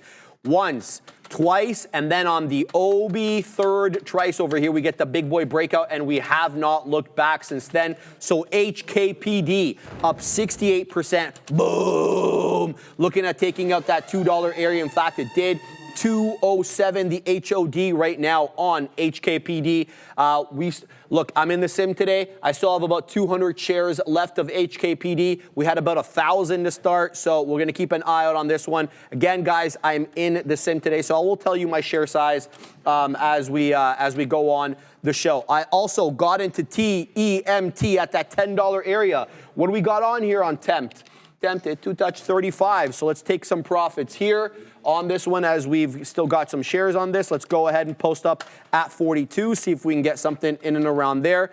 And then APLD, we got a substantial amount of APLD out at that 1040, but look at APLD come right back down. And where it's finding support again, guys, that 20 exponential moving average on the 5. Now, though, let's not get carried away. But like, I'm going to add every time it comes into the 20. Let me make my case. It now has a lower high than it had previously. So now we have higher low, but we've got lower high. So you're kind of like in decision mode right now, even though the compression patterns, and that's what a lower high and a higher low is, because it kind of creates a sideways triangle. Even though these ones, the textbook says, should resolve in the direction of the trend. You needn't be a chartered market technician to know what the trend is. Just look at that percentage up on the day. It's up 48%. So we already know what the trend is there. So I'm going to move up my stop now. I'm not going to actually have a dip trade at 10. I'm moving up my stop to $10. So we've got right now 10.11s on. So we're flat with the current price action right here, a couple of pennies in the money. So let's see what this one does. Definitely looking at taking more to the high side if this one will let us. TMT, that one is already doing its thing, 25. And right back into the high again, Joseph, is HKPD, right into that $2 area. Let's set up now at 207s. That is, we'll put it 6s. That is the high of the day, 7s there. So that's why I'm trying to front run that. That's my thinking. I know I haven't said anything about hyper because there's really been no need. I've got 98 pennies on hyper. It's showing me 98 pennies. So it's been very consolidative. It's been straddling the volume weighted average price, not using it as either a level of support or resistance, more of a line of best fit. So I am kind of concerned about HYPR. Even though we're break even on it now, I just, you know, when something straddles VWAP like this and it's consolidated, it can go either way. You can get a big boy breakout or you can get a big move down. Oh, Sharif's left bicep. Why sim today? Those looks like some good trades. Okay, so what happens is, my friend, every year on the floor, we have to renew our trading license, so to speak. I don't know really what they call it, but you got to do this examination to make sure you're kosher with the law and all the rules that come along with trading, like, you know, team trading, insider trading, got to know all these rules. So they refresh that on a yearly basis. Did my exam today, passed, takes a couple of days for the back end people to process that. So we're going to be in the sim today. And I'm just telling you that I am, so that there's no mistake with that. So that's what we're looking at. We're in 4 positions right now: APLD, TEMT, HKPD, and HYPR. Profitable on most of them. Right now, I'm a little bit out of the money on TEMT as it comes back down into my area, but it's kind of made up by the position on HKPD. So we'll keep tabs on that. Walt, Michael, MODV starting to curl again. Don't I know it, baby? I'm looking right at it. It's right beside HKPD. It's impossible for me to miss. And here it comes again. So beautiful hold here of that general $165 area. Remember we were talking about this one? Yep. Remember we said 1 bull flag, 2 bull flag. Now we've got consolidation center a little above, a little bit below. So we'll see which way this cookie crumbles, Joseph, even though it's awfully closer to the high of day than it is the low of the day. Yeah. So. Yeah, exactly. There you go. All right, guys. Boom. Have you ever entered a trade?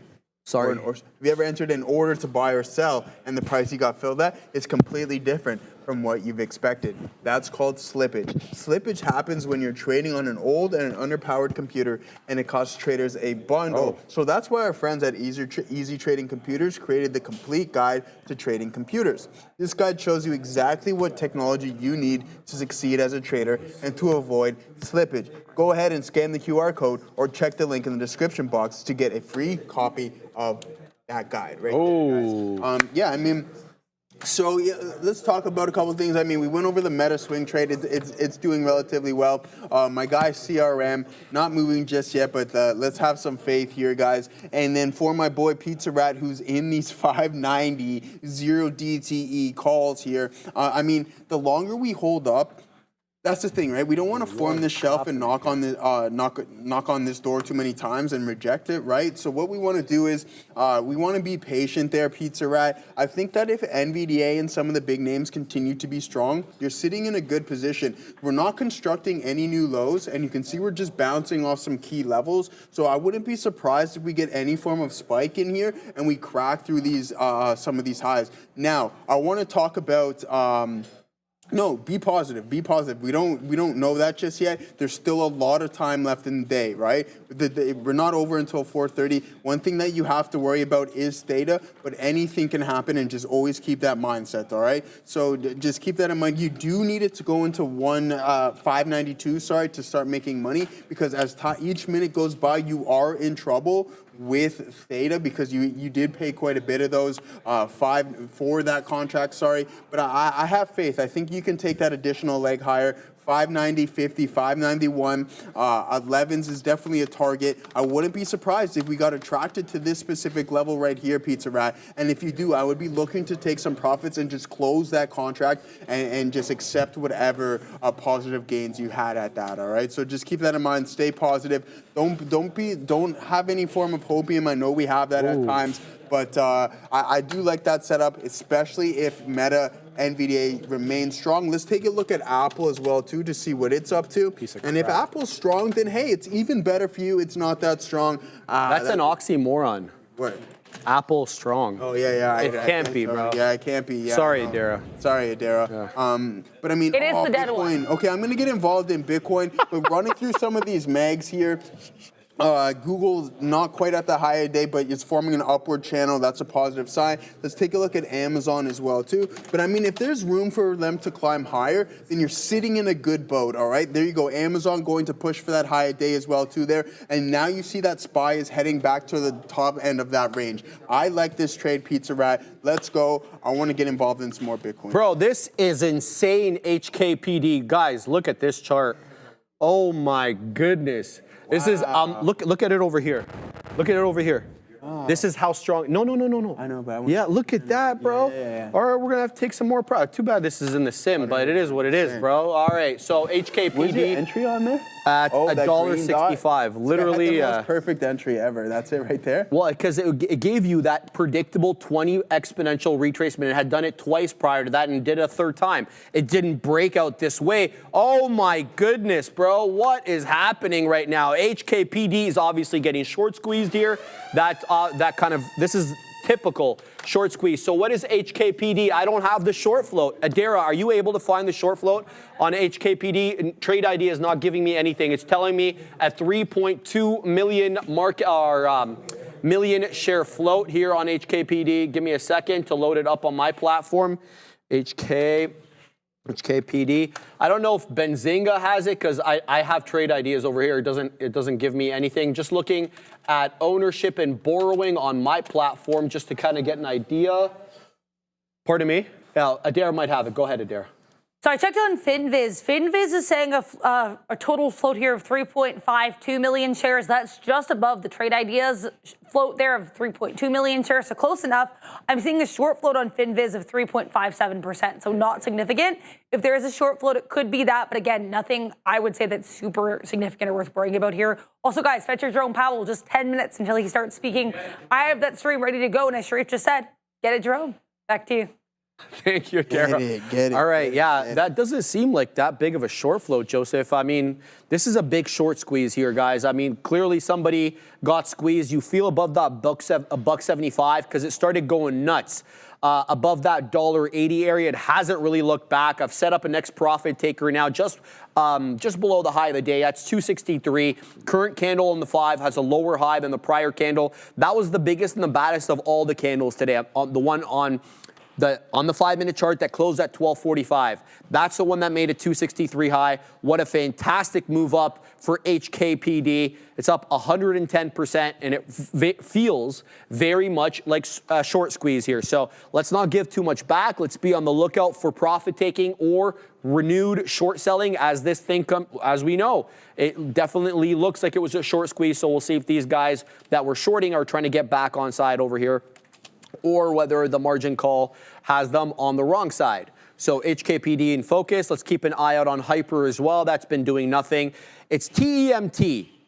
That's at that make or break moment for me at the moment, okay? So TEMT, we wax poetic about that $23 breakout area given the topping tail candle that manifested, I wanna say right at 1030. I was basing my $23 pullback on that area high. Okay, so we're not really giving away that $23 area. We're not breaking down below it. But when you look at the area highs, each and every candle, okay, that we've been putting on the pullback since 1150 has had a lower high, most candles, okay?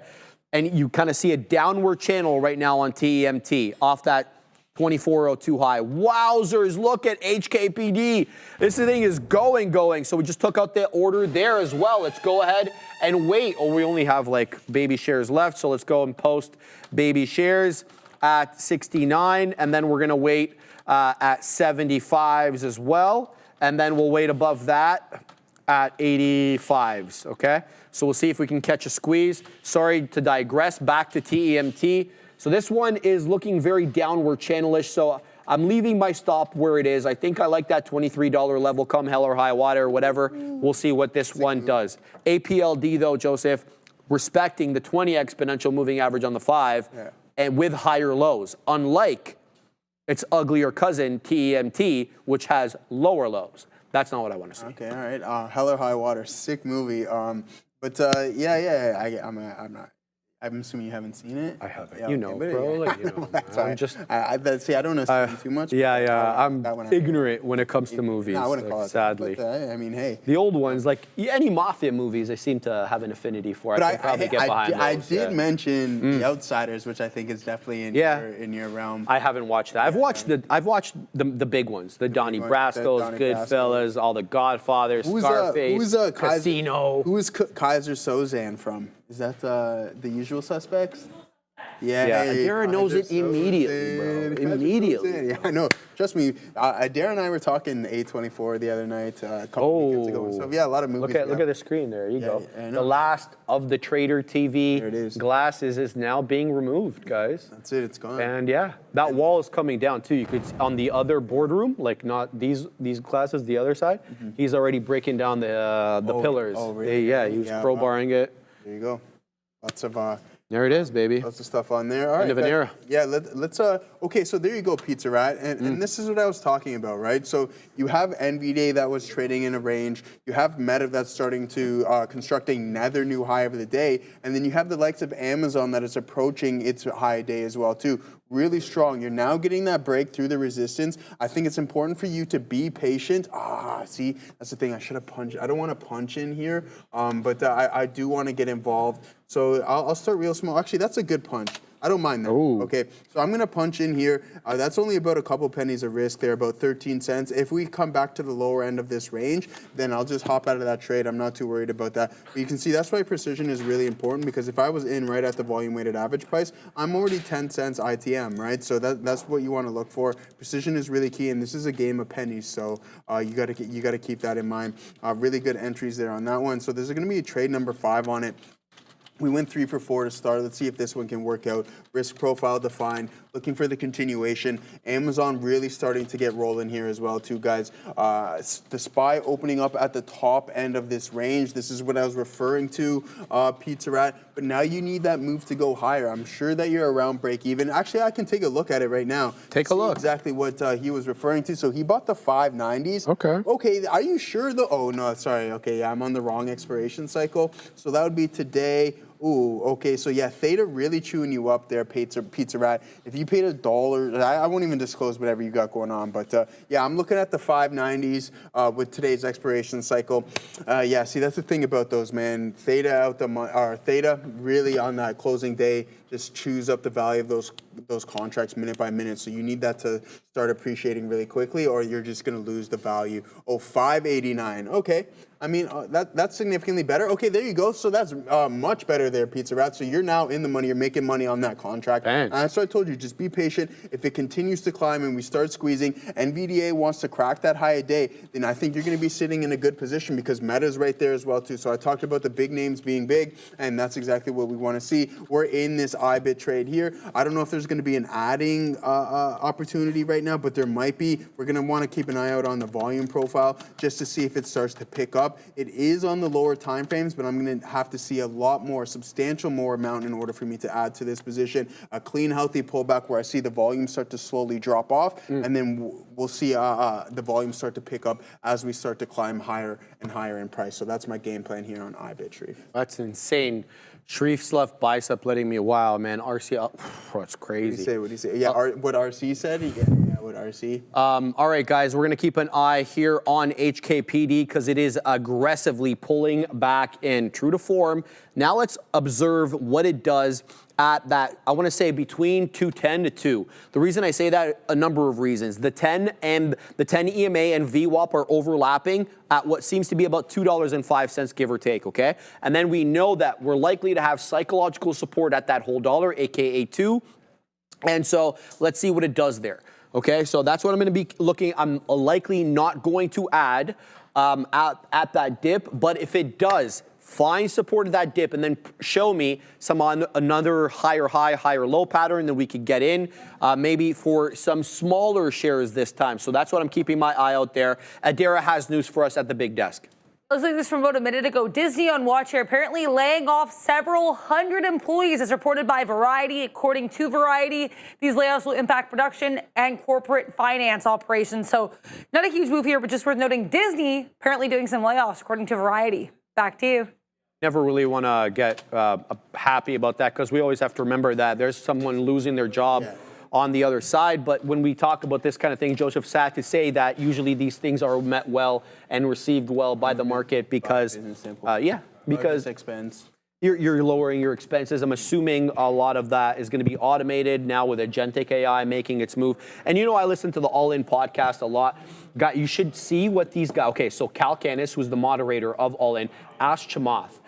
He's like about the basically mass layoffs that could ensue because of AI. And he's like, I'm not going to answer that question. That seems to be the running theme now with billionaires and deca millionaires. They don't want to answer that question because they know what the hell is coming, and they don't really want to. They don't want to voice it. Our guy Jensen thinks it's going to add more jobs. So there's a counter argument. So let's get to that. So that what's his name? David Friedberg took the other side of that. He's like, when there have been mass or let's say technical changes in how things are done societally. So instead of working on farms, you go into the factories and you move from the factories to the office. And there's always been that stair step in a sense, okay? Whether or not it's been for the good of society, I'm not arguing with that. We're not talking social, we're talking money, okay? So he's saying that productivity is going to increase so much with AI that there will be more money to be reinvested in the economy. And so that reinvestment should spur jobs in a different way, in a different way that we didn't see coming and that we probably didn't see coming when we were moving from agrarian culture to industrial, from industrial into office. So he's trying to make that argument. Now, whether you believe that or not, right, that's really up to you and depends on your philosophical bend. But there is two camps right now.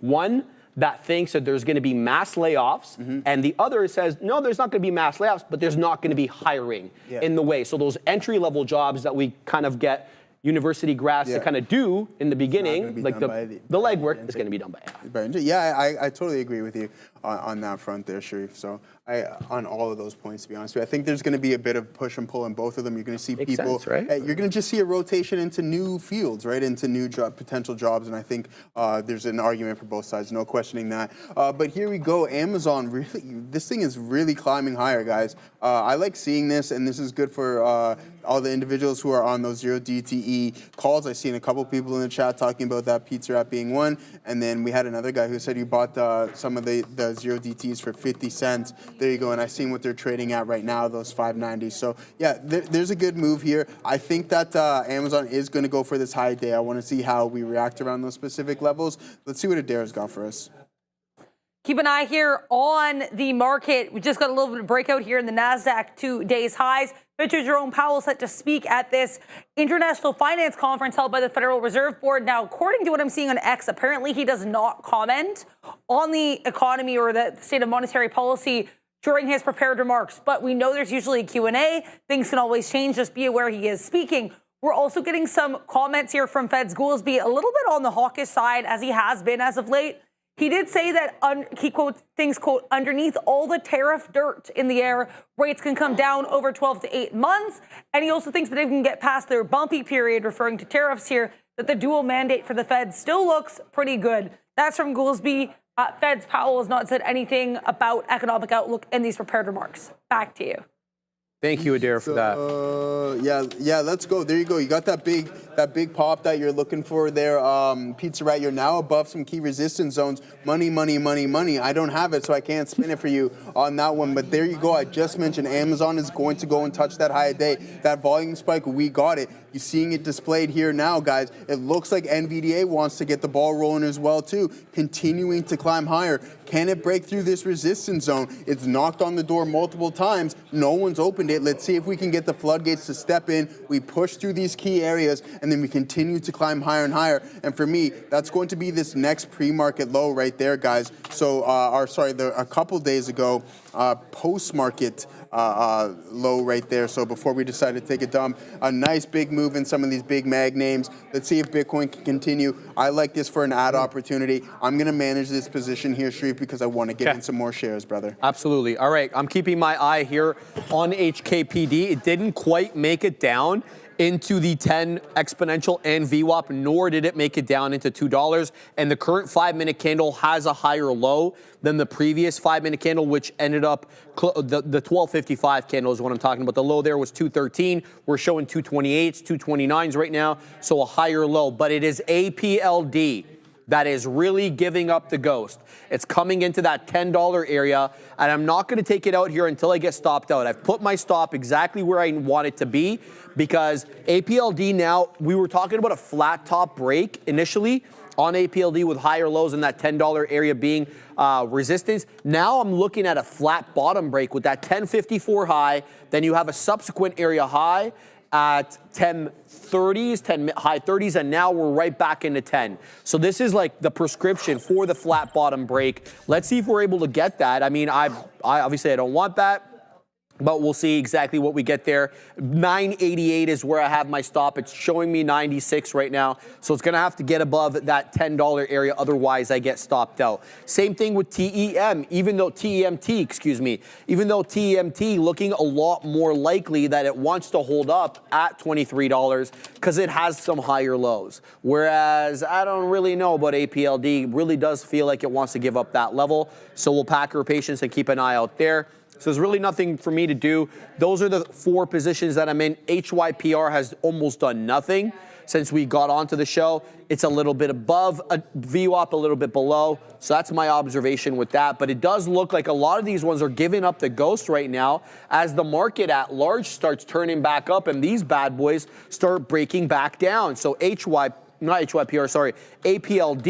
really coming into that $10 area here without any buying, no buying stepping in. So we're going to get stopped out if it breaks 90 pennies at 988. Likewise with TEM, if this one loses 2280, which is where I perceive the area support to be, we're going to give back some there as well. So these small cap gappers and these small cap gapper like names seem to be pulling back right now. And I don't really know why. As we watch the general market put in higher highs and higher lows. So we'll keep an eye out on that. Maybe they're moving inversely. If that is the case, then good to know it so we can get the hell out of there. That's what I'm looking at right now, guys. Not really much else moving. If you're good with it, I'm going to do the news. Yeah, absolutely. Yeah? Let's do the Playmaker real quick there, Sharif. Yeah, absolutely. You ready? And then we'll hop into the new... Absolutely. I'm ready to go if you're ready to go. All right, brother. Hold on. Let me pull up the Take your time. statistics there. Yeah, we don't want to panic. All right, number 97. Ooh. All right, talk to me, my brother. 590.20. 590.20. 20. So we take profits at 592.20. 592. We get stopped out 589.20. 589.20. There we go, guys. What time is it? 105. 105. Let's go. Today is the June. All right. 2nd. I'll take over for a bit so I can do these. Oh, hold on. Let me touch on yeah. one thing Oh, here sure. on No my worries. trade here. I did add into Bitcoin. So let's see. I'll just display my ad real quick. So there you go. Nice ad there, Sharif. Let's go. Another big time ad right there on IBIT. So you can see we're in right here. It held those levels, but was once resistance, now acting as support. Now we got to crack this, and then that's when we're going to look to start taking some profits up there, my friend. Let me pull up my notes as well too, because I got some things from over the weekend, and then we can get right into your thing there. All right, there we are. All right, guys. China and the United States at odds yet again. All right, here's what happened this time. So China refuted American accusations that they broke the Geneva Trade Agreement. Instead, they're accusing Donald Trump and company of violations as opposed to them. The dispute obviously follows that 90-day tariff suspension that was agreed to in Geneva between Scott Bessent and China's He Lingfeng. Trump accused China of totally violating the agreement. Basically, he's citing the slow action that China is taking for reinstituting the export of rare earth elements, rare earth magnets, rare earth metals, whatever the hell you want to call them, the rare earths, okay? China's got them in loads, so does Canada. Hi. You can come over here and get them. You don't have to go to China. You just got to be good to us, though. It's not even far. Hey, China's far. It's not even that far, bro. China's far. We got them in spades. You see that? You know about the Ring of Fire up in Sudbury? Ring of Fire. Ring of Fire, baby. They say an asteroid landed there back in the day, and that's why so many metals and all that good stuff. Who sings that? Johnny Cash, right? I don't know. Chilean Nightmare says yes, so I'm just going to go with it. There we go. All right, here, let's keep going here. So the new U.S. restrictions are basically the U.S. imposed new export curbs on semiconductor software, for example, CUDA. Okay, and as well as chemicals, and revoked the student visas for many Chinese nationals that were living and studying in the United States. China claimed that these moves seriously undermined the Geneva deal and vowed to retaliate if further provoked. Beijing also tightened its grip, as I mentioned, on rare earth exports, which is really frustrating the United States. The diplomatic breakdown, kind of a leadership void here, really depends on how you look at this. Talks have stalled. There's no question about that. But Scott Bessent, the Treasury Secretary, urging a call between Donald Trump and President Xi. Widely speculated, as well as CNBC speculating as well, that there will be a call this week to stabilize negotiations, but nothing ironed out in stone yet. Experts say China avoids these kind of top-level calls between leaders unless there's been prior agreements in place, which is a little bit different than how Donald Trump does things. We know that. He kind of like flies by the seat of his pants kind of thing, and he has this kind of super lax deal-making style. Let's just call it that. So that is the China-U.S. headline there. Let's talk a little bit, though, about Tesla. Tesla is by far the worst performing Mag 7 name on the day, down 2.5%. Why? Here's why. Sales for May plunged all over Europe, save and except for one jurisdiction. It dropped 53.7% in Sweden, 68% in Portugal. All the while, the broader EV market in Europe growing quite nicely. Additional declines, just to give you an idea of how Europe's doing, 30.5% in Denmark, 36% in the Netherlands, and 19% in Spain, with France being the worst off of them all, 67%. Maybe because they're burning all the cars in France, Joseph. They caught a win on Saturday. Paris Saint-Germain won the Champions League, so naturally they lit their country on fire. Right. Makes sense, right? You win, you light your country on fire. Fantastic over there, bro. Yeah, good stuff. I love how you humor me, bro. Thank you for being like that. All right, let's go on. So Norway bucking the trend here. Believe it or not, Tesla's sales jumped up bigly in Norway in May, jumping 213%, selling about 2,350 units, driven by the refreshed Model Y, the Juniper.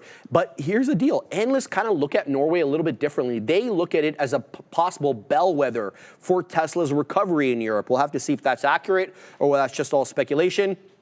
Tesla hasn't taken the sales decline lying down. They've done stuff. They cut prices for their cars in Sweden and France. But Model Y and the Model 3 sales remain soft. They've also actually dropped interest-free loans in Norway to kind of stimulate demand. So we'll have to see how those actions end up helping sales or whether or not they don't do anything there.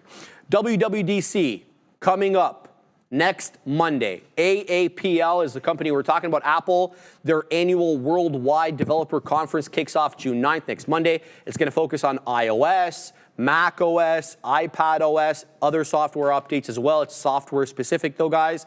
New announcements are expected to include Apple Intelligence features, part of the company's obviously broader AI push. But there's been a lot of, let's call it fiascos in the AI release here of Apple. So Apple's AI-powered personalized Siri features, well, don't expect anything this year. They're delayed to 2026, which has contributed, obviously, to the muted investor excitement for Apple. Despite all this, for whatever reason, Citi believes Apple is structurally well-positioned for the AI era, due to its full-stack device and software integration. And they are reiterating their buy rating on Apple to the tune of $240, implying obviously about a $40 upside from where it's trading. The firm notes that investors' expectations are quite low going into WWDC. I'm chief among them, which may kind of reduce the downside risk if we don't get what we want, because there's really nothing to be excited about so far. Anything you want to get? I want to take a couple of steps back here. I don't want to go back too much, and we won't touch on it on the topic too long. But I like how you were talking about Tesla, and we were talking about Waymo earlier in the day as well too. And we're just talking about scalability. Yep. Again, we were on the fact that hey, lidar is expensive. These F types are is that the correct that they use as the F types is expensive as well too. But I just believe that Tesla iPace. Yes. I just believe that Tesla has the ability to scale faster and more than what Google is because because of now all the vehicles you can just it's a software update, 100% agree. Right? So that's one thing that I wanted to note. And my guy Danny, our guy Danny Ives was saying, hey, we can see $3 trillion market cap with autonomy and robotics in Tesla in the coming years. And that's just what I wanted to add on is that I believe that Tesla can scale the autonomy drastically faster than what we've seen in Waymo. Yeah. Go ahead, Adair. So here's the market.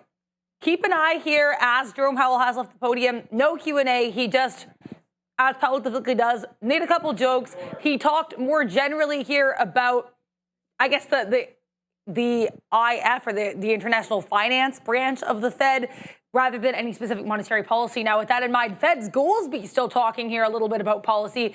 He's saying that he's, quote, a little gun-shy about arguing that tariffs will have a transitory effect on inflation. Keep an eye on SPCE. That was one of last week's biggest runners as well. I'm just seeing a headline here. Apparently, Galaxy Asset Management announcing on their X account that they've entered into an asset management agreement with SharpLink.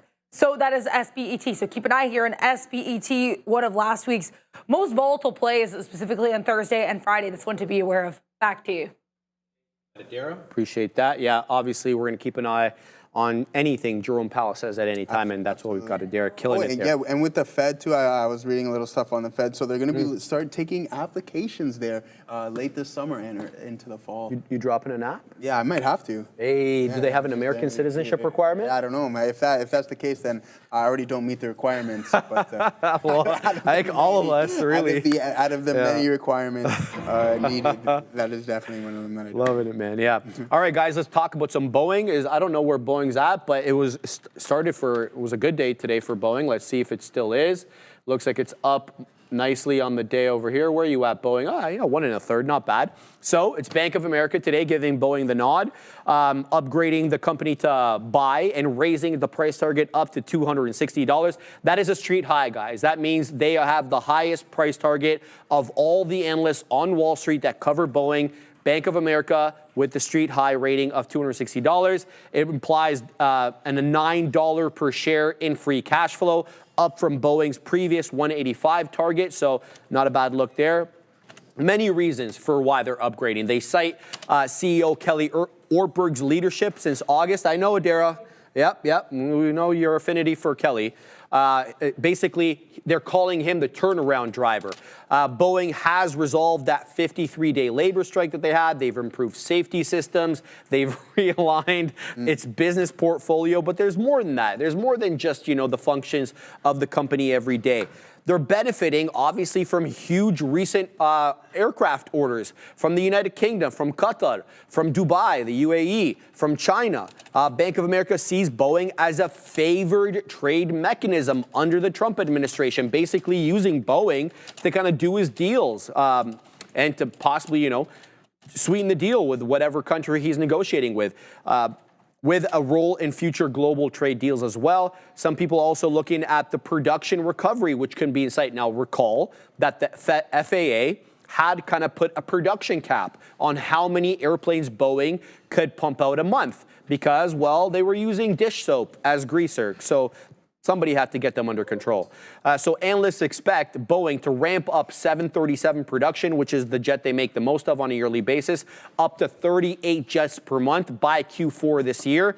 That will signalize, obviously, stabilizing operations, although that 38 jets a month number, that's again subject to the FAA giving them the nod and lifting the current production caps. One has to assume that they probably do that because they are a federal regulatory body. And, well, we know who controls the federal government at the time, at least the executive. There's also been talks about Boeing selling a lot of its different constituent parts to kind of focus on production and to raise cash. So they're pursuing allegedly a $10.6 billion sale of the Digital Aviation Solutions unit aimed at preserving its investment-grade credit rating as well. Bank of America says we're going to see more of this from Boeing. More divestiture, so to speak, to fund core operations and enhance financial flexibility. So be on the lookout for that, for Boeing basically selling different core components of its business in order to kind of stay afloat and to finance its production. Adara has more for us. Just be aware here, we have more hawkishness coming from Fed's Goolsbee. He's saying, and I want to quote this because the way he words it is quite nice here, quote, the recent PCE inflation print may have been the last vestige of pre-tariff impact. So Fed's Goolsbee has really been of the opinion as of late that these tariffs are going to impact inflation, or he thinks there's a high likelihood that they will, and not in a positive way. So he's saying that the PCE reading we got could be the last reading in this, I guess, pre-tariff impact world, in his opinion. Back to you. Let's talk about some DKNG, some DraftKings. Oh, this is interesting here.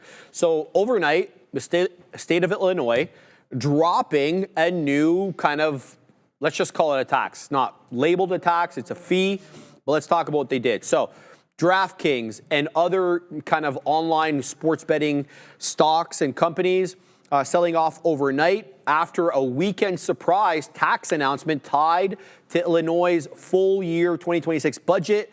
The budget introduces what they call new per wage fees on high volume online sportsbooks.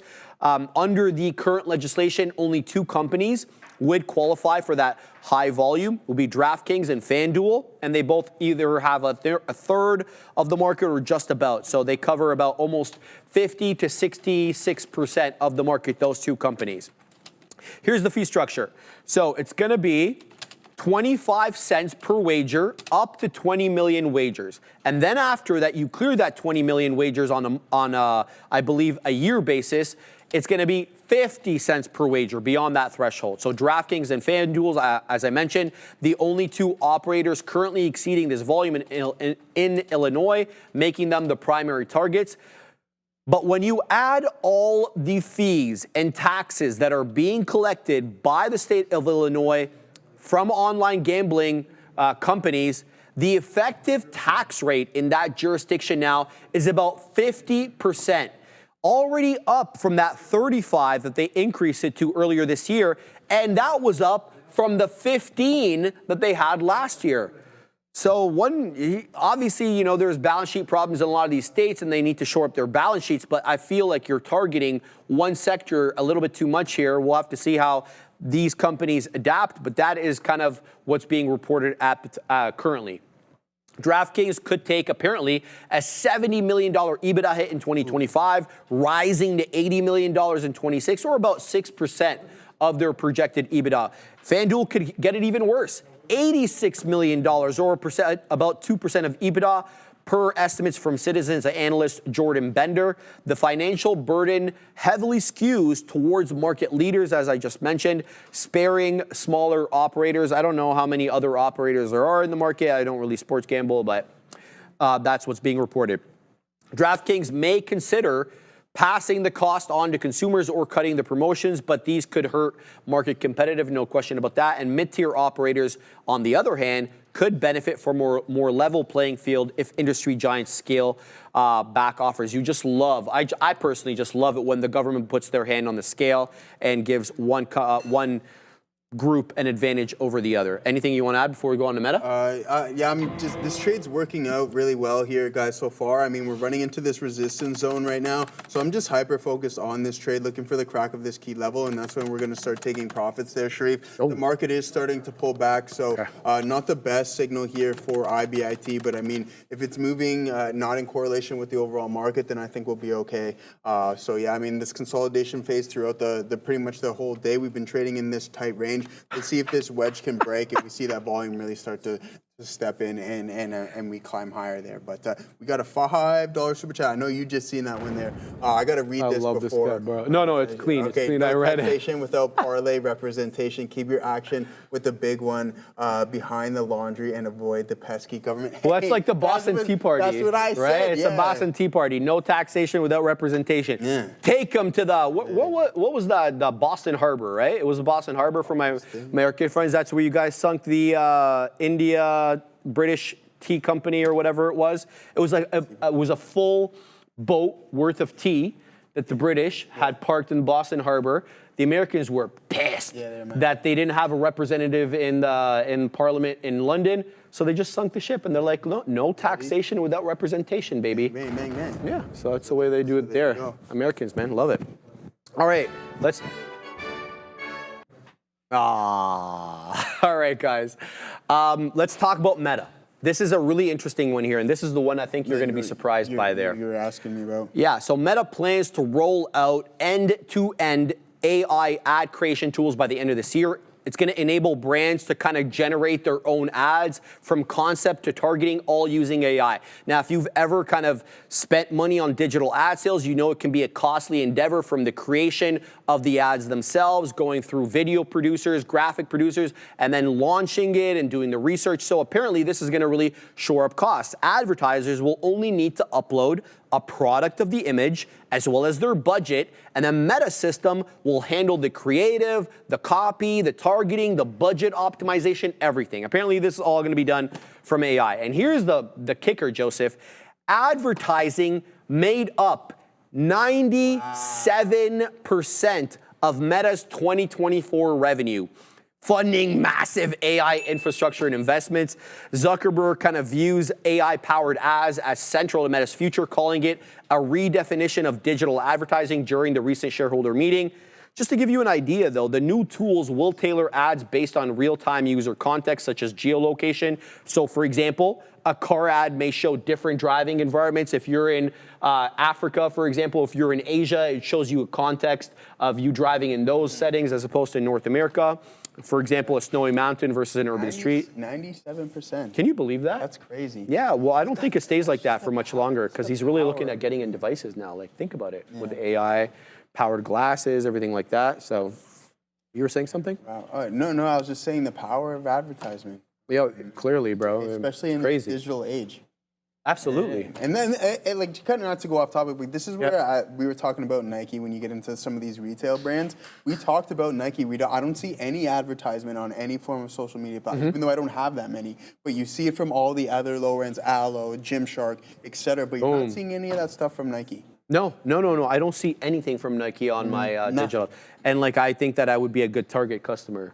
I think so too. You know what I mean? Like, I'm always looking at workout stuff. Exactly. Like, I mean, you know what I mean?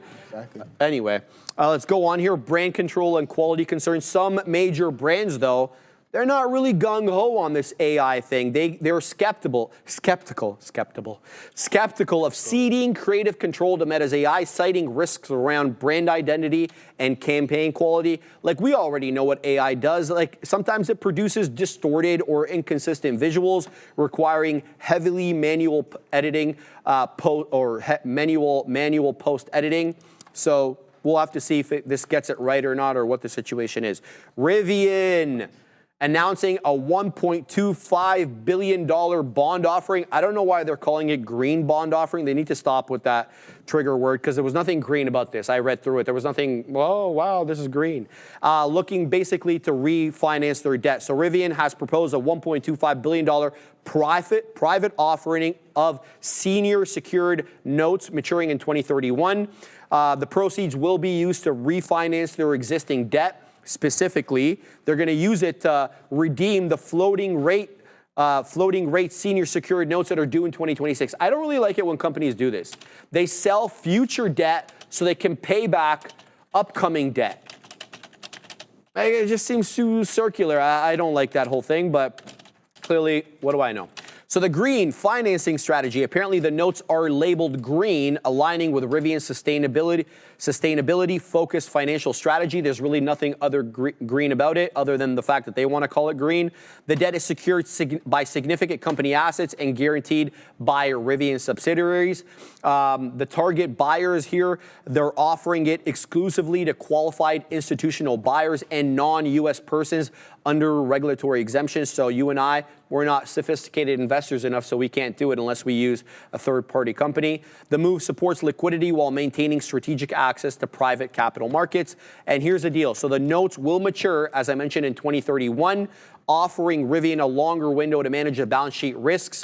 And the redemption of the notes that are due in 26 will reduce near-term repayment pressure, freeing up cash and flexibility. I guess maybe, the fact that they don't have to pay back their bondholders in 2026 with operating cash, so they reissue debt and take that debt to kind of, I see the purpose, I just don't like, I think it becomes a little circular there. Anything you want to add before we go on? Yeah, I got a nice little pop here on IBIT here, guys. I took some off, not too much, looking for the continuation. I mean, I thought we were going to break out, but I wasn't keeping my eye on the volume profile close enough, because you can see as we started to appreciate and we broke through those key levels, the volume wasn't supporting that. Am I saying that we're not going to continue this move? Absolutely not, but I want to see some stronger support if we're going to continue in this direction, especially running into some of these key overhead resistance levels. In order for us to breach them, break through these walls, and then sustain the move, we're going to have to see that volume start to pick up. One thing that I will note is that as we are continuously dwindling in volume, that is, the tape is relatively strong, so we're seeing a lot of aggressive prints at the ask and above it. So let's see if that can continue, but then we get a strong flush down. So the market is moving lower. If we head back into the middle of the range, I'll just hop out of this trade. All right, Amazon getting the nod today. It's definitely not the best performing Mag 7 name, but not the worst either, up 0.33%. Bank of America doesn't care, though. They raised their Amazon price target to $248, up from $230, maintaining that buy rating. The new target obviously implies about a 21% upside from Friday's close, from current levels near that 205. And it shows confidence in Amazon's automation strategy. We'll talk about that in a second once I tell you about their robots. The analyst price targets for Amazon now range quite broadly. You have people all the way down to $195, and then there's rating agencies with a street high of $305. So you have $110 worth of range there, with Bank of America citing robust financial health metrics as a reason for the upgrade and the price target increase. Their robotics and their fulfillment innovation. This was really interesting. How many robots would you say, don't look at the screen, does Amazon have in operation right now? Say that again, It's no longer Assassino? No longer. How many robots do they have right now in production? Yeah, what would you say? Give it a round guess there, Joseph. 20,000. Keep going, baby. 50,000. Keep going. 100,000. Keep going. 250,000. Keep going. 500,000. Keep going. 2 million. 750,000 robots of different types, to be fair, okay? Across its operations. What was my first guess, 20,000? Yeah. Oh, wow. Yeah, you're a little off there. It's okay. I mean, who the hell knows? That's 750,000 robots? That's terrifying. I like it.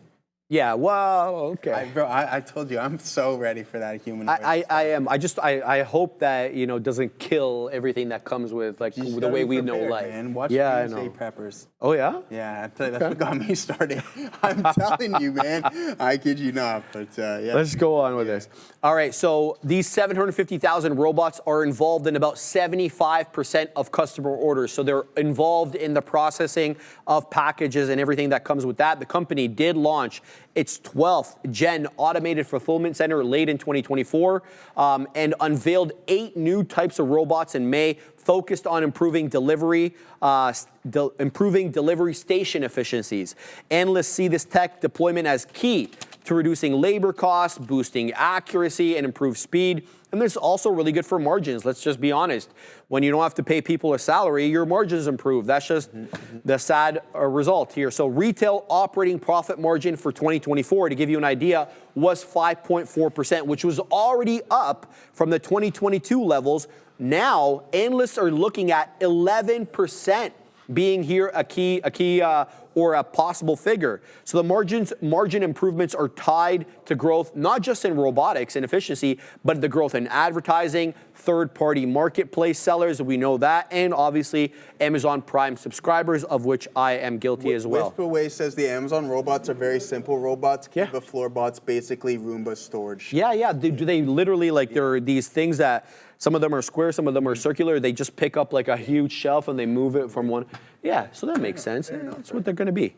The profit margin expansion, as I mentioned, a good look there. So we'll keep tabs on that. Last but not least here, Donald Trump shaking up these global markets by threatening more aluminum tariffs. Let's talk about that. U.S. steel and aluminum prices. Who's looked at Cleveland Cliffs today? It was up almost 25% in the pre-market.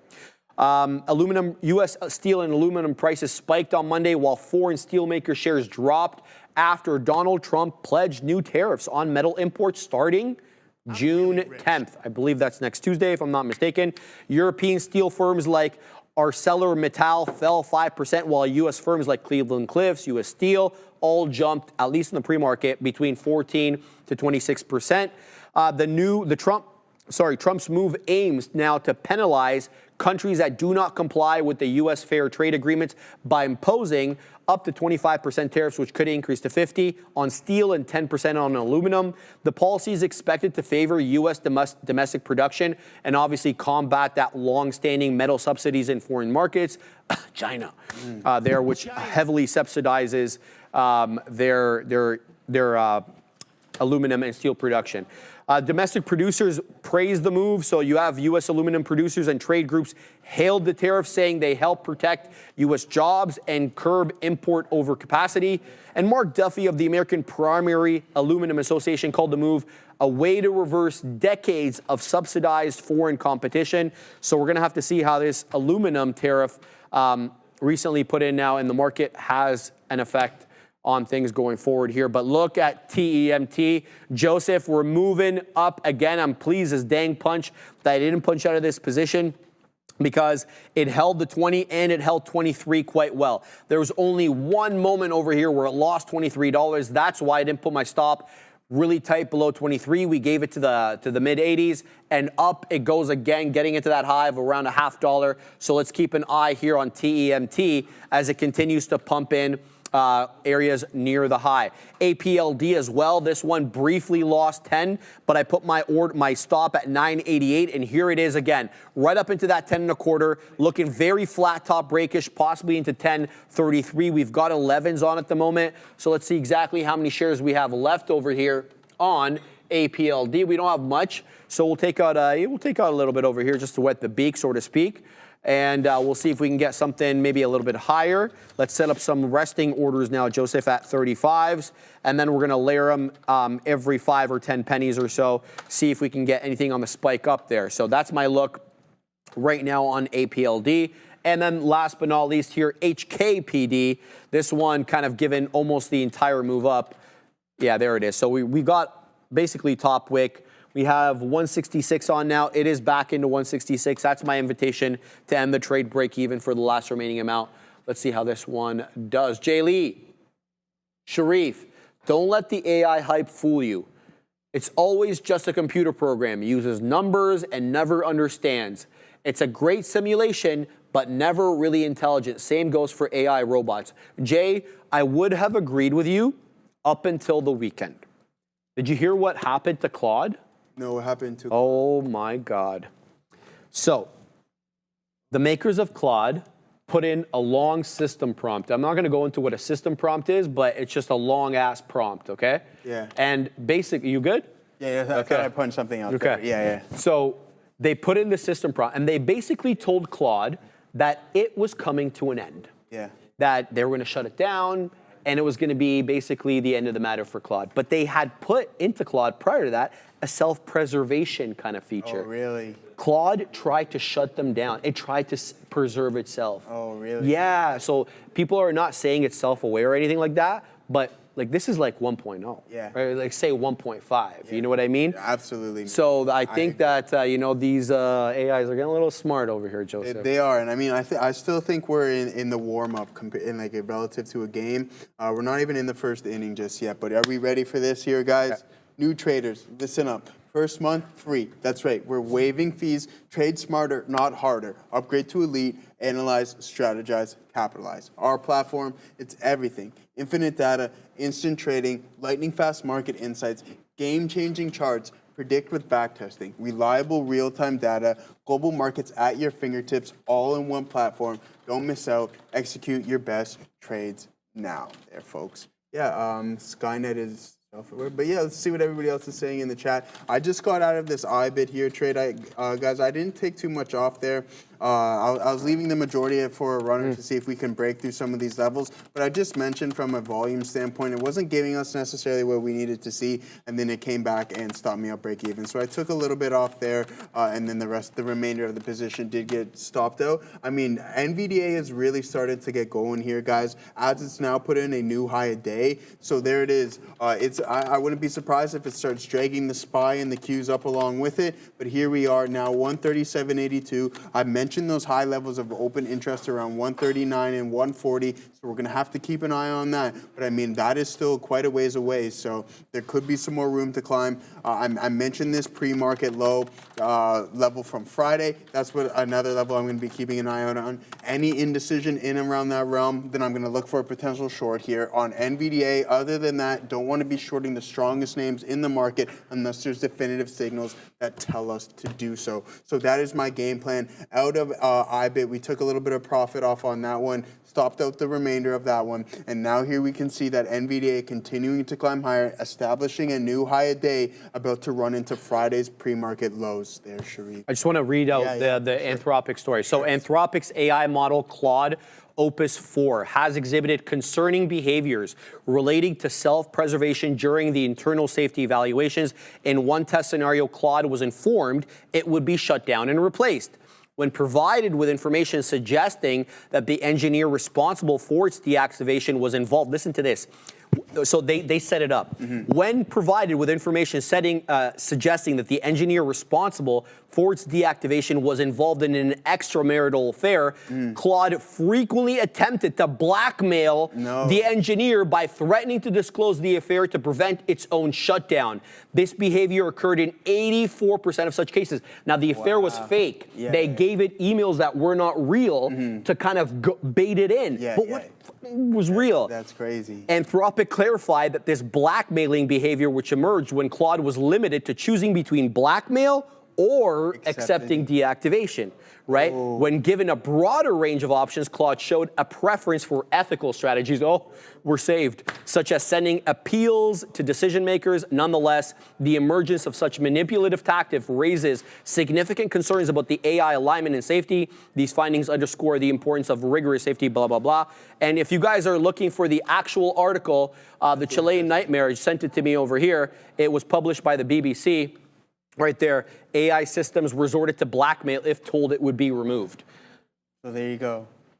Hey, bro, I don't make this stuff up. No, that's crazy. So y'all ready for this? And we want to put this stuff into robotic, into human. And they're teaching these robots how to fight, Joseph. Why would they do What do you think? I say if you we won't have to teach it anything. It'll be able to download whatever it wants to, and it's just code. It's coming, done. bro. So if it wants to learn how to fight, let's be real. I'm ready for Skynet, man. Are you actually? I'm so ready. I'm so ready. I don't know. It didn't work out for John Connor or Sarah Connor. Hey, John Connor, Sarah Connor is not Joe Wilson, and they didn't watch Doomsday Preppers. No, never mind that. There won't be any fists flying. I'll tell you that. Yeah, man. I don't think you're gonna win with that one, Joseph. I'll tell you that. More or less, lead is what will be going around. I'm gonna be saying please and thank you. That's what I'm gonna be doing. Gonna be nice to them. Absolutely. So am I. I'm gonna be nice. And I'm not nice with the AI right now. Yeah. I get. Dude, you have to. chippy with it. I know you're not too big on movies, but you have to watch The Creator. It's all about The Creator. Yeah, it's all I'm gonna about. throw that AI on there right now. It is in the future. It's. I got a such movies good, list it's such here, a good Joseph. movie. Yeah. The Creator. Yeah. It's like all AI. So Oh it's yeah. Like all like, Is it new or old? It's a couple years old now. Okay, that's fine. Yeah, That's good. Yeah, it's a really good movie. To me, that just terrifies the hell out of me. And there's things trying to bait people, blackmail people, and like we're just scratching the surface here. Let's just be honest, bro. We're scratching the surface. These things are going to be a lot smarter than they are now, and probably a lot more, sinister. Right? We're going to need him. Did I say it right? this time? I think this is a perfect time for my man. But that sword isn't going to do anything. Are you kidding? Look at all that money flying off. You think that money flies off by accident? No way. Oh, kidding me, bro? Shout out to my man. Man. All right, Joseph, Sharif, yeah. search humanoid robot attacking workers during testing. Yeah, I saw that one. Fabian already gave me the background information on that. They had him tied up. So the robot thought he was off balance, so it was trying to get its balance. It looks like it's trying to attack the guy. I see how it looks, but apparently there was more to it than that. Shout out to Wisp Away. Ryan, Sharif, Joseph, what are your thoughts on PayPal, bros? Please and thank you. Let's have a look at PayPal. It's not one of my favorites, but let's just take a look at the technicals here on the chart and what it's been up to as of late.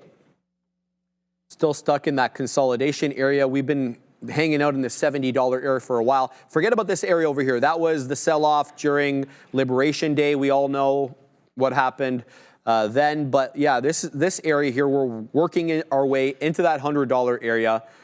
And then we had a really poor earnings report sending us really down there. That was in the beginning of February. I don't know how you feel about that, Joseph, but that was a big boy uptrend that we broke there. That was a nice uptrend that we were kind of making, and now it feels like we're on the other side of that, on a downtrend. I perceive possibly a head and shoulder, an inverse head and shoulders pattern over here. Left shoulder, head, right shoulder. Confirm that through a 75 break. You're obviously straddling this area because that blue line right there is the 200 exponential on the daily. So you're not going to get that many rejections there without there being a key technical level there. And I'll submit to you the key technical level is that 200 EMA on the daily. Let's look at the weekly here, Joseph. Get a better view. Yeah, we were rejecting the weekly there, so that's why possibly we rejected that area. That's the 200 on the weekly. I don't know. How do you feel about this, dude? PayPal? Yeah. Yeah, I don't know. That's the thing about this name, man. I wouldn't be getting too involved with PayPal just now. I mean, I can pull up the chart as well, too, sure, on PYPL to just see what we got going on. I remember I was looking at this name quite some time ago this year off of the lows. A friend and I were actually talking about it, and he said, hey, Joe, you got to buy PayPal. It was a while. It was I think around 23 when it was around $51. I mean, just from a fintech standpoint, this isn't something that I would want to be a part of. Down 40% at one point. I mean, it has climbed. This does give me pullback vibes and that V-shaped pattern. Okay, now that I'm looking at it from a technical standpoint, maybe I do like it a little bit more there. We'll see. We're gonna see what Ramin's cooking up back there. But here we go. We've seen this on the likes of many underlyings, and I'm gonna go through a couple names right here. So if these levels are held, so this would be my out right there. That would be like, hey, I don't think this trade thesis is going to work out for me. But one thing I want you guys to just focus on here is this consolidation. V move and then into another consolidation. And I'm going to bring you to a couple other stocks that have been going through that same pattern. Are they PayPal? Absolutely not. But we can see it on the likes of a couple other underlyings. Here, I talked about this one on Tesla a while ago. Consolidation, V-shape, consolidation, breakout. You okay back there, Yeah, bro? we got to figure out. You can't just be laughing and then not tell us what's going on. I know. And then here's another additional pattern like that on Google. So you can see consolidation, V-dip, consolidation, breakout. Could this be happening on PayPal? Possibly. We have to be patient to wait and see. But when I see the same thing occurring time after time, you gotta take that trade. And I like this right here around these levels. That's gonna be my out if it breaches. Thesis invalid. But I just gave you two examples of really good companies forming this exact same pattern. Let's see if this comes into play. Manuel Palma letting me know MODV is breaking out bigly. It certainly is. I was watching this breakout while I was doing the news. Alas, I wasn't able to take the trade because I was involved in the news. 273 high a day. Great look there above that $1.90. It's really gone parabolic. And to me, it's obvious. It's been obviously finding support of the 10 EMA on the 5, the 10 exponential moving average on the 5-minute chart. So maybe off that 220, Manuel, maybe even like 215-ish area. You know how I feel about topping tail candles on small cap gappers. I don't think that they're the end of the matter, especially when the subsequent candle makes a higher low. And currently we do have a higher low. Let's see if it stays that way. So good look, fantastic look, to be fair, for MODV. Another triple-digit winner on the day. Big boy mover there, catching a lot of volume midday here. I mean, the volume, the biggest volume bars are coming in supposedly when the weakest part or the slowest part of the day is. You get a volume bar there of around 3 million. This one has about 3.5 million shares. So you're getting an ample amount of participation to support the move up. So let me know how it goes, brother. I personally didn't involve myself in this one today, but I certainly had it on watch. Tempest AI is the gift that keeps on giving. I added into this one on the move back down, and it is giving me prints again. So let's wet the beak there. How many shares do I have left on TMT? I've got about 50 shares. I'm in the sim today, guys. We're doing it in the sim because I had to write my test, and so it takes a couple of days for that to go through. So we'll keep an eye on this one. Let's look at MODV, though, because it is starting to break out again. 273 high a day on MODV. Here it is. And now it's up into 260. So the current candle low is 236. The prior candle low is basically a double bottom into the 10 EMA, which is also the $2.10 level. So yeah, this is a little bit of an indecision area.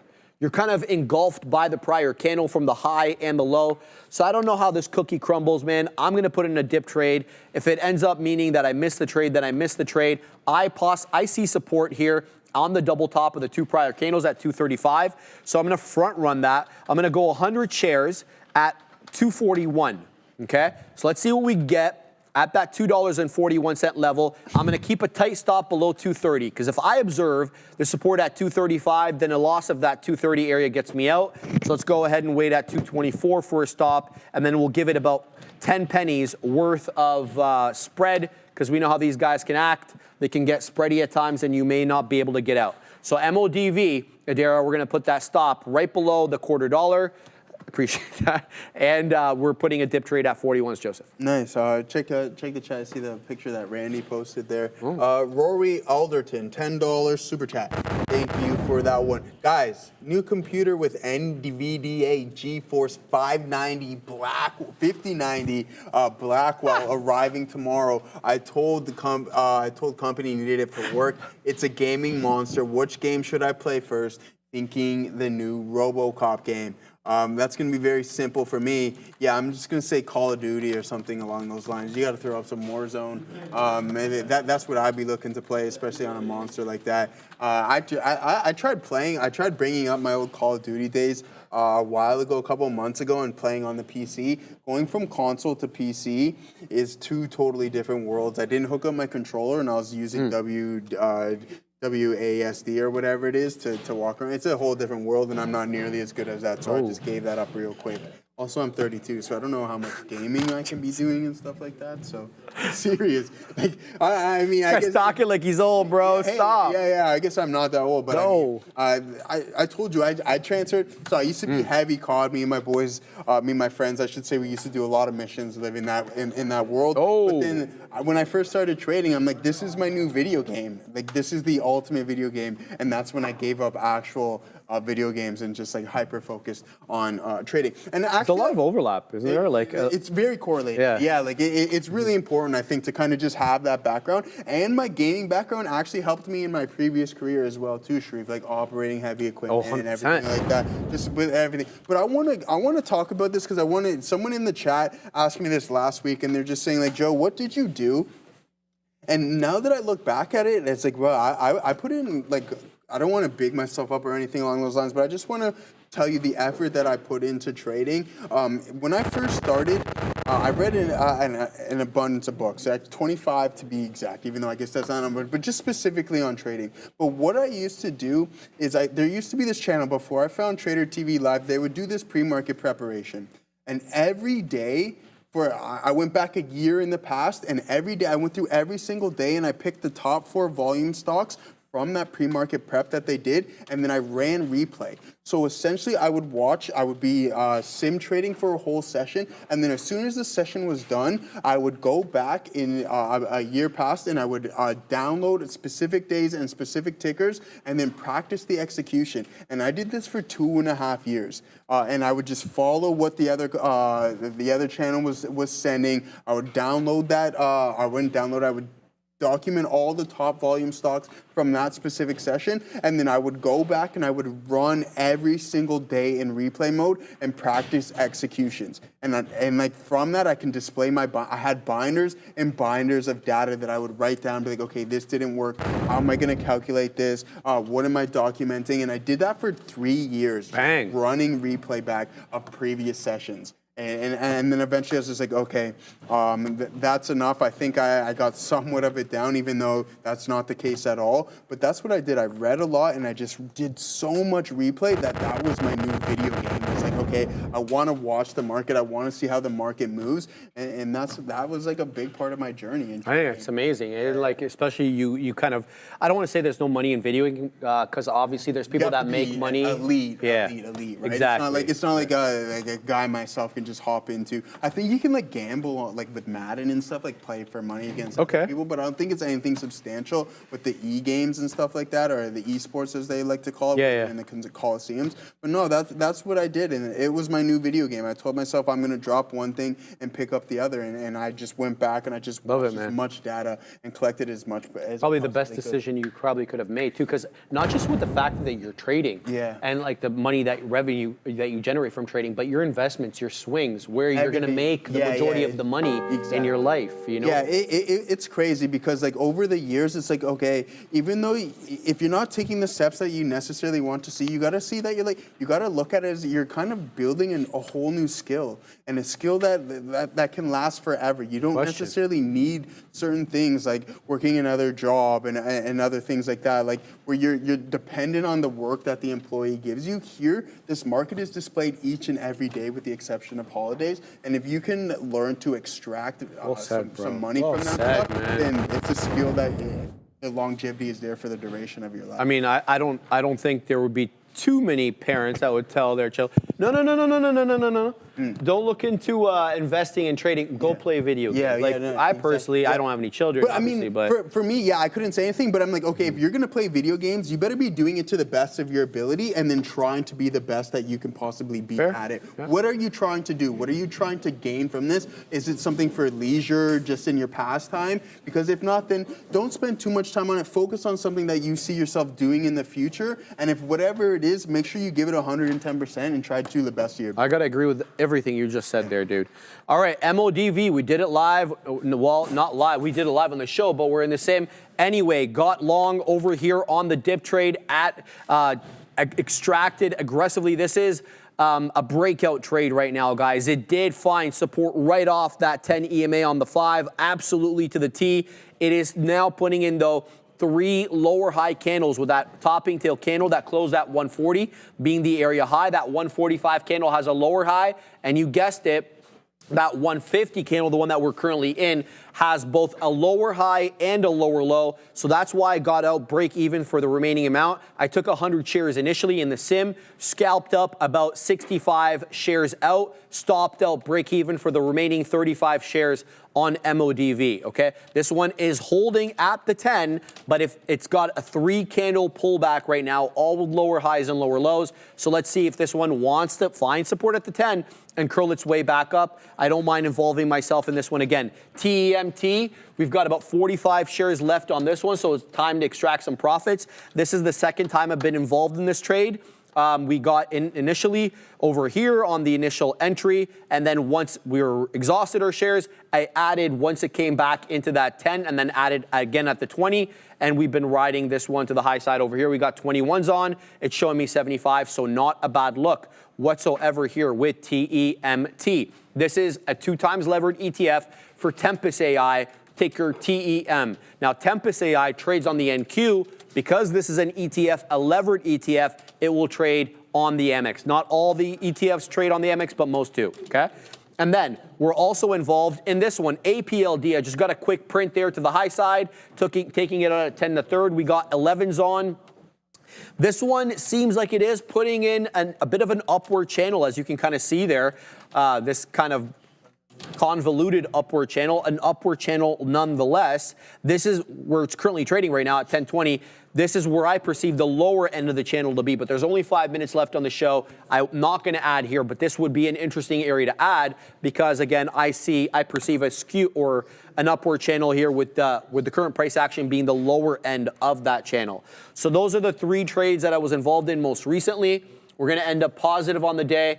Again, in the sim, hopefully we'll be live by Wednesday or something. Usually takes 1 or 2 business days for the back end office to process the exam and whatever. So APLD in focus here. Look for that 1050 break during the big boy show there in the afternoon when the liquidity comes in. APLD has been a fantastic look on the day, 50% to the high side, and it's not really a small cap gapper. Likewise with TEMT because of Tempest AI, another one that's up big on the day, 34.5% right now, but it's really the MODV show currently. Okay, it used to be the RVYL show, and then it was the HYPR show, and now it is the MODV show. It's holding well above the 10, well above the 20, well above VWAP. It's a lot closer to the highs than it is to the lows, or even VWAP for that matter. So be on the lookout here for yet another attempt at that high day break at around 2 3/4 on MODV. It's got a good look on it right now. Let's find out some details here before we send you off to the big kahunas. MODV, I'll give you the information on that. 9.7 million share float with a beautiful 22 3/4% of that 9.7 million shares borrowed for short. So that's definitely a higher short float than normal. Use that obviously to your advantage, but make sure you are trading it carefully because they turn on you in a second there. Yeah. Ilkin Javid, Sharif, what price would you exit MODV, brother? So my best exit on MODV, as you can see there, is 264. The high of the day is 273. Let's do a little TA. Let's see what the daily resistance on MODV is. I didn't really look at that. Let's find out right here where you should expect resistance if we were to break through the high of the day, which is again is 273. So it looks like we have a 3-day kind of breakout there with Friday taking a bit of a day off, but it did make a lower low. And yeah, this is quite ugly here. Let's see. Where do you expect resistance? Right there, yeah. 275 is definitely a level because of this over here. Yeah. And then after that, you're looking certainly at that. I would say you're looking at 3, definitely, because that's a psychological area of resistance, the whole dollar. But above 3, if you're looking for a technical support area, you're looking initially at 391. That takes us all the way back to March 6th, the topping tail candle there. And then March 7th as well, if we really get going, had a high of about 4.5. So look to those 3, and then 3.5, and then 4. Can counter resistance at any one of those levels, but here it comes to the downside. So just as we were singing, this one's praise, this one might get halted to the downside over here. Keep your eye out on that $2 level. There could be big buying at $2, given that it is, you know, that psychological area of possible support. So MODV giveth Joseph, but it taketh away, man. Take it away. All right. Yeah, I mean, a great day. Mondays fly by, guys. So let's do a quick trade review before we send it off to the guys to the right of us. So let's see what we got going on. So this was going to be our first trade of the day here, guys, on IBIT. Started relatively large, and then we take some off, and then we get stopped out the majority of our position, looking for the continuation. But then this also gives another opportunity for us to get in and then get more aggressive once the thesis starts to work out. And then we take about 90% of it off there, guys, and we get stopped out a small bit. And then we took our only loss on this. This is starting relatively small, and then we get stopped out at the lower end of the range once it broke. But then we just hop right back in the trade, and then we slowly piece them out. And then we took one more attempt as well, too. So we got in there, doubled up the position, took some off, and then we got stopped out on that. And then we're going to take a look at Tesla here. I only traded 3 names today, guys. That was Tesla, IBIT, and Robinhood. And then this is what we got going on here with the Tesla, looking for the continuation in strength. Got really aggressive here via TSLL, and then we got stopped out at the lower end of the range. So we went 0 for 1 on Tesla. And then Hood, we had a decent day on. We didn't take too much size on this one. This was a D setup. So you start small, we take some off, and then we get stopped out 33% on there just to lock in whatever it was. So a positive day for me, not too bad. Can't complain. I just got a message from Selena with a picture, a screenshot of our living room. Milo got into the tissues, so that it is a borderline war zone in there. So yeah, that's that. It's okay, at least it's tissues, bro. That's exactly. An easy one to fix up. Yeah, it's an easy one to fix. We'll talk to him about that. I know he's gonna give me the puppy eyes when I get home, but yeah, we're gonna have to tell him he can't do those things. All right, guys, it is time to send you the big kahunas. Last day in for Obi today. Neil comes back. Really happy to have Obi on the last little while, guys. So take it over and see everybody at the green screen. Yo, what's happening, everybody? We're back, Jack. How's everything? We're back, Jack. Just laughing at this video that Ramin made. Great video.